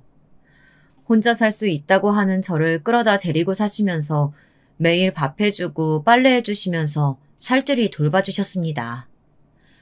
고모는 아무래도 제가 혼자 있으면 나쁜 생각이라도 할까봐 걱정되셨던 것 같아요. 너 의사 됐다고 이 고모부 모른 척하면 안 된다? 이 고모부가 지금까지 너 눈치 준 게 아니라 다 너 잘 되라고 강하게 키운 거야. 알지? 으이그. 의대 다니는 조카 있어서 딸내미 공짜 과외 시킬 수 있어서 좋다고 한 사람이 입만 살아서는. 고모와 고모부는 여전하셨어요. 티격태격하면서도 서로를 많이 아끼셨죠. 저는 어느새 그 분위기에 자연스레 스며들었습니다. 부모님과는 일찍 헤어졌지만 그래도 고모부와 고모, 사촌 동생까지 제게는 특별한 가족이라고 생각했어요. 그렇게 저는 저를 위해주는 사람들을 위해 지난 슬픔은 모두 잊고 행복해지기 위해 노력했습니다. 20대 시절에는 내내 제 끔찍한 과거에서 벗어나기 위해 쉬지 않고 공부만 했습니다. 안 그러면 어머니를 향한 원망으로 견딜 수 없을 정도로 힘들었거든요. 덕분에 아주 훌륭한 의사가 되긴 했습니다. 의사가 된 이후로는 조금 더 안정적인 삶을 위해 처음 말씀드렸던 것처럼 좋은 여자를 만나 화목한 가정을 꾸리고 행복해지고 싶었습니다. 고모처럼 다정하고 가정밖에 모르는 여자를 만나고 싶었어요. 제가 그런 이야기를 할 때마다 고모는 굉장히 부끄러워하셨습니다. 에이, 우리 조카는 나보다 훨씬 더 좋은 여자 만나야지. 우리 조카는 충분히 그럴 자격이 있어. 고모는 언제나 제 편이 되어주셨습니다. 항상 불안하고 미래를 두려워하는 저를 위해 좋은 말만 해주셨어요. 그렇게 시간이 흘러 제게도 사랑이 찾아왔습니다. 여자친구는 제가 일하던 병원에 내원했던 환자였어요. 저를 보고 첫눈에 반했다면서 먼저 말을 걸며 적극적으로 다가왔습니다. 저는 살다 그런 여자는 처음 봤어요. 자기 마음을 얼마나 솔직하게 잘 이야기하는지, 평생 마음을 드러낼지 모르고 숨기기만 하며 살아온 저와는 전혀 다른 사람이었습니다. 제게 언제나 솔직하게 좋다고 표현해주는 여자친구의 모습에 끌렸던 것 같아요. 운명에 이끌리듯 연애를 시작했지만 사실 그때까지도 전 사랑을 잘 몰랐어요. 저는 사랑을 믿지 못했거든요. 그럴 수밖에 없었던 게 저를 낳아준 친엄마도 저를 버렸는데 과연 누가 날 진심으로 사랑해줄 수 있을까 하는 의심이 자꾸만 들었어요. 좋아도 잘 표현하지 못하는 제게 여자친구는 더 적극적으로 다가왔습니다. 사귀자는 고백도 결혼하자는 프로포즈도 먼저 했어요. 저는 그때까지도 반신반의했습니다. 이렇게 저를 사랑해주는 여자라면 가정을 꾸려도 잘 살 수 있겠지 싶다가도 정말 나 같은 사람을 평생 사랑해줄까? 이런 의문도 들었거든요. 그런데 여자친구에 대한 확신이 드는 일이 있었습니다. 고모가 갑자기 교통사고를 당해서 응급실로 실려오셨어요. 많이 다쳐서 급하게 수술을 받으셨죠. 그 순간 모두가 정신이 없었어요. 고모부도 사촌동생도 다 너무 놀라서 아무것도 못하고 우왕좌왕하고 있었죠. 심지어 저는 의사인데도 고모가 쓰러졌다는 소리를 들었을 때 너무 무섭더라고요. 고모마저 제 곁을 떠난다고 생각하면 저는 정말 이 세상을 살아갈 자신이 없었거든요. 그때 내내 제 곁에서 힘이 되어준 게 여자친구였어요. 병원에도 자주 와서 식구들과 저를 위로했어요. 사촌 동생에게도 큰 힘이 되어주었고요. 다행히 시일이 좀 걸리긴 했지만 고모는 회복하고 퇴원을 하셨습니다. 그때 저는 여자친구에 대한 마음에 확신을 얻었어요. 이 여자친구라면 앞으로 힘든 일이 있어도 잘 헤쳐나갈 수 있겠구나 싶더라고요. 저는 여자친구의 프로포즈를 받아들이고 결혼하기로 했습니다. 그래서 여자친구네 집에 먼저 결혼 허락을 받으러 가기로 했어요. 그런데 여자친구는 부모님께 인사 가기로 한 날 약속 시간보다 몇 시간이나 늦게 나타났어요. 연락도 안 되고요. 저는 그 몇 시간 동안 얼마나 마음 졸이고 있었는지 모릅니다. 그런데 여자친구가 제게 하지 못한 말이 있답니다.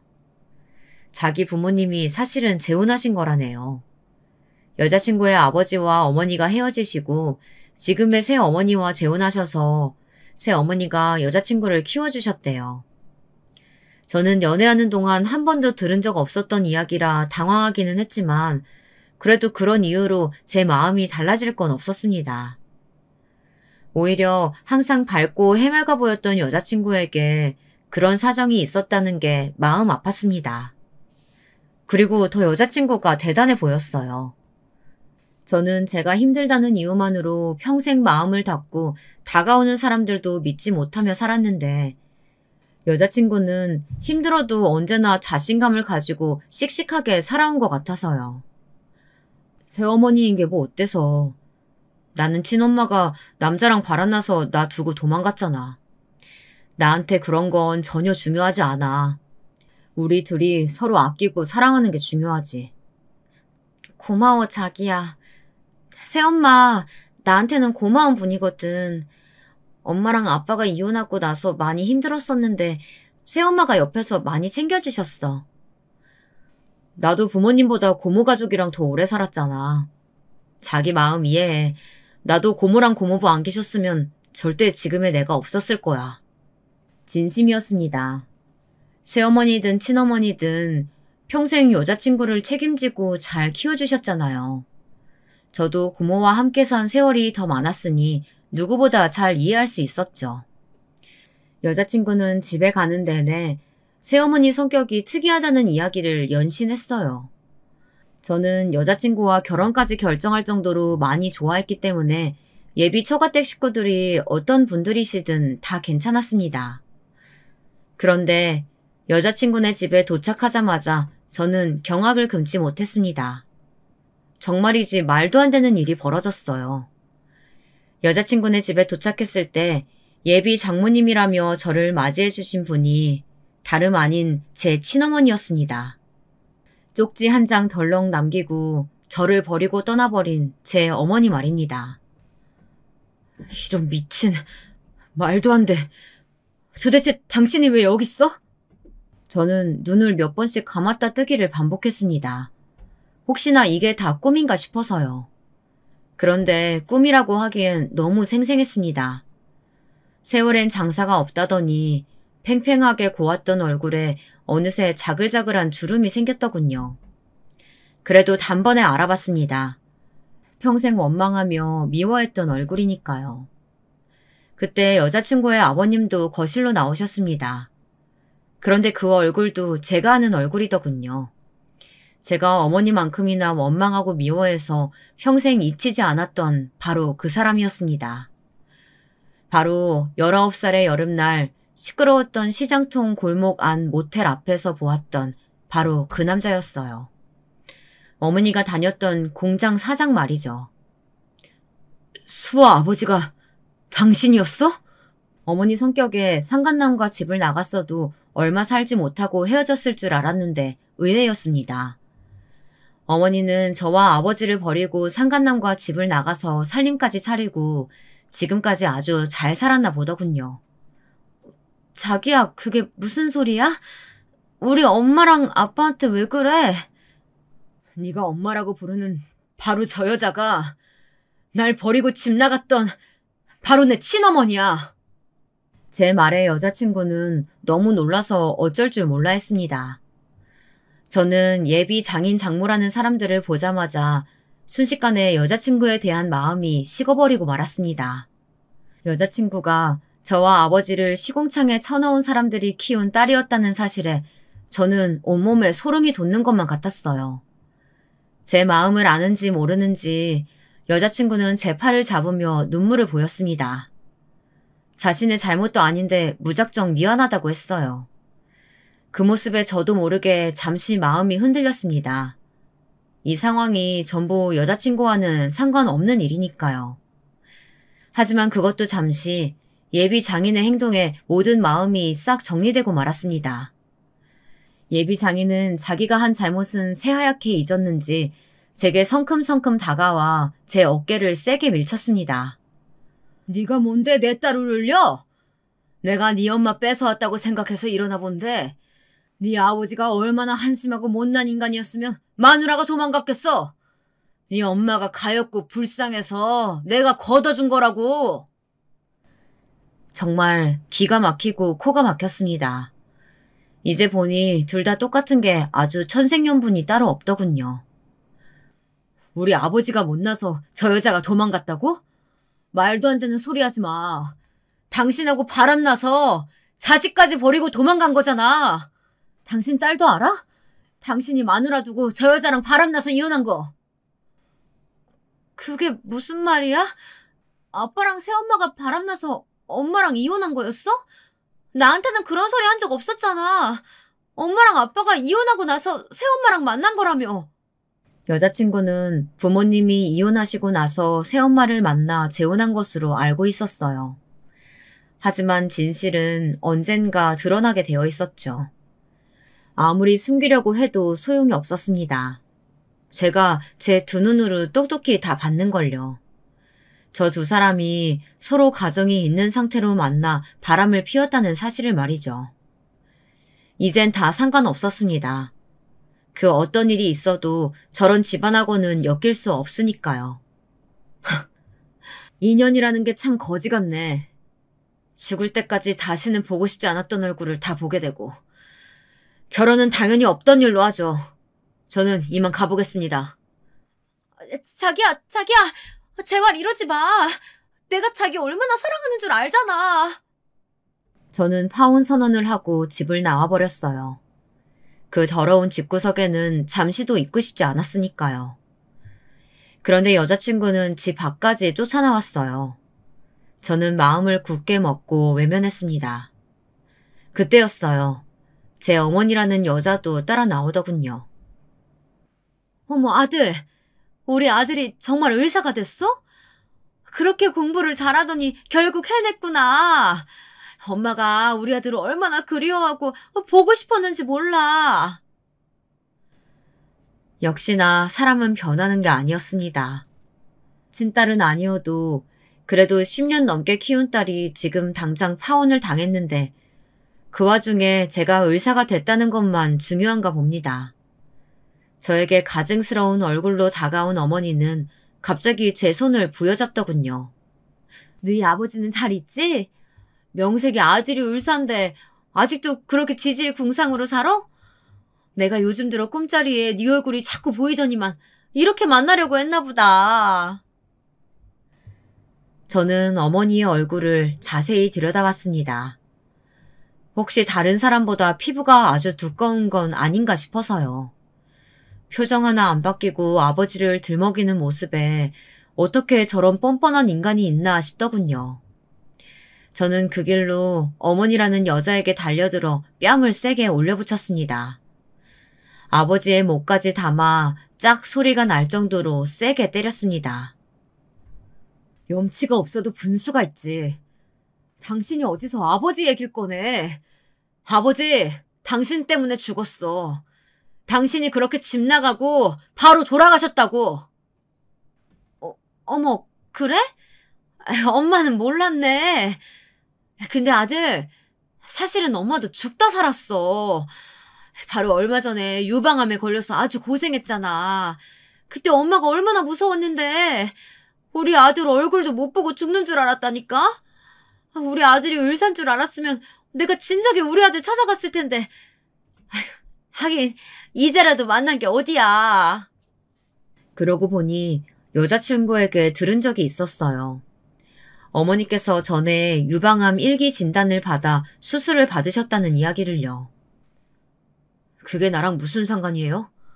이제 와서 내가 의사라니까 아쉬워요? 근데 어쩌죠? 난 당신이랑 부모 자식 연 끊은 지 오랜데. 핏줄이라는 게 어디 그렇게 쉽게 끊어지니? 옛날 일은 있고 우리 이제 얼굴도 자주 보고 종종 만나자. 엄마 때문에 나 지금 파혼당하게 생겼는데 그게 지금 내 앞에서 할 말이야? 아니 이게 어디서 엄마한테 소리를 질러? 너야말로 쪽팔린 줄 알아야지. 네가 남자 하나 확 휘어잡지 못하니까 이런 일 가지고 남자가 파혼하겠다고 하는 거 아니야? 나 봐라. 네 아버지가 나 좋다고 조강지처까지 버리고 왔잖니. 보면 볼수록 이런 막장이 또 없었습니다. 제 어머니라는 여자는 애초에 부끄러움이라는 걸 모르고 태어난 것만 같았죠.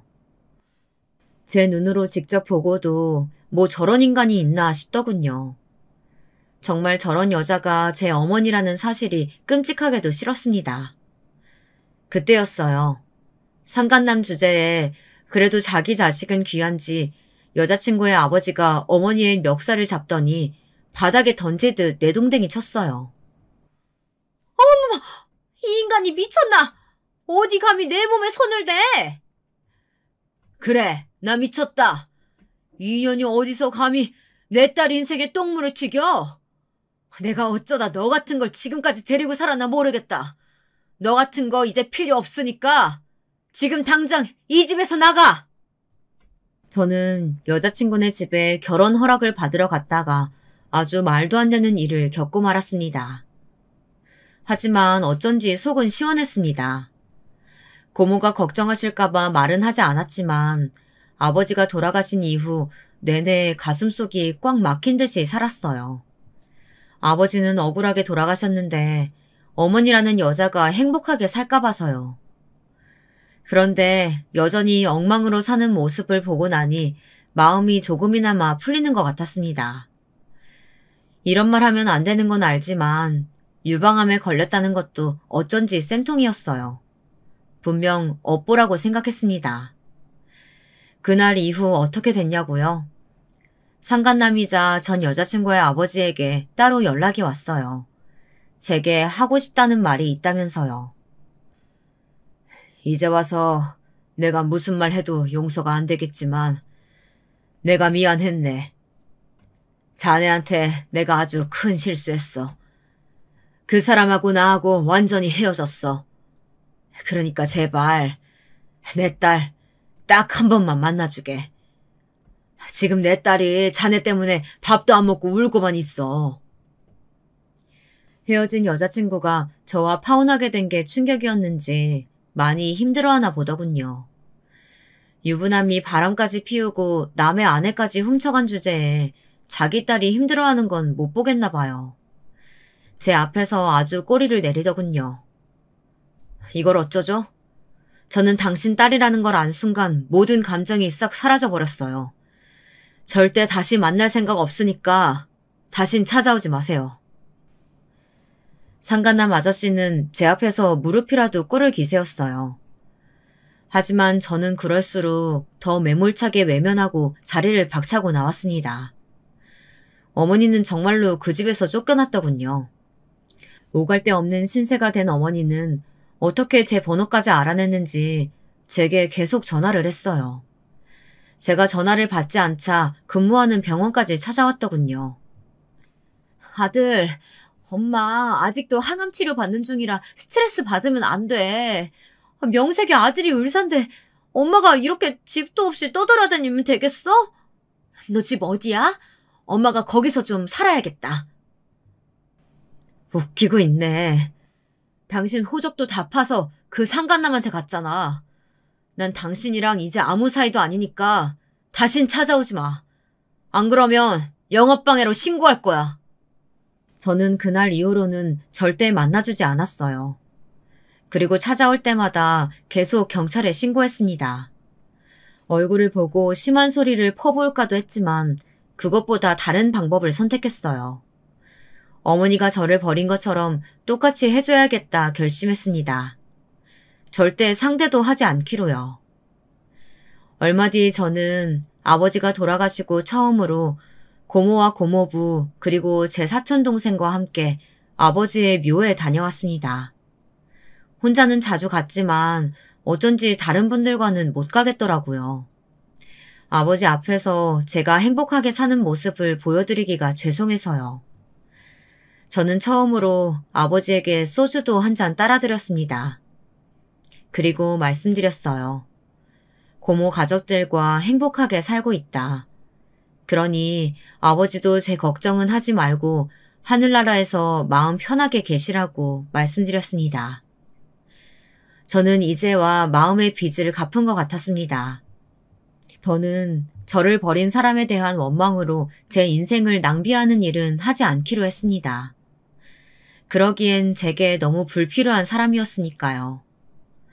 여러분도 자신에게 필요 없는 사람들 때문에 힘들어하시는 일 없이 편안하시기를 바라겠습니다. 제 기나긴 인생 이야기 들어주셔서 감사합니다.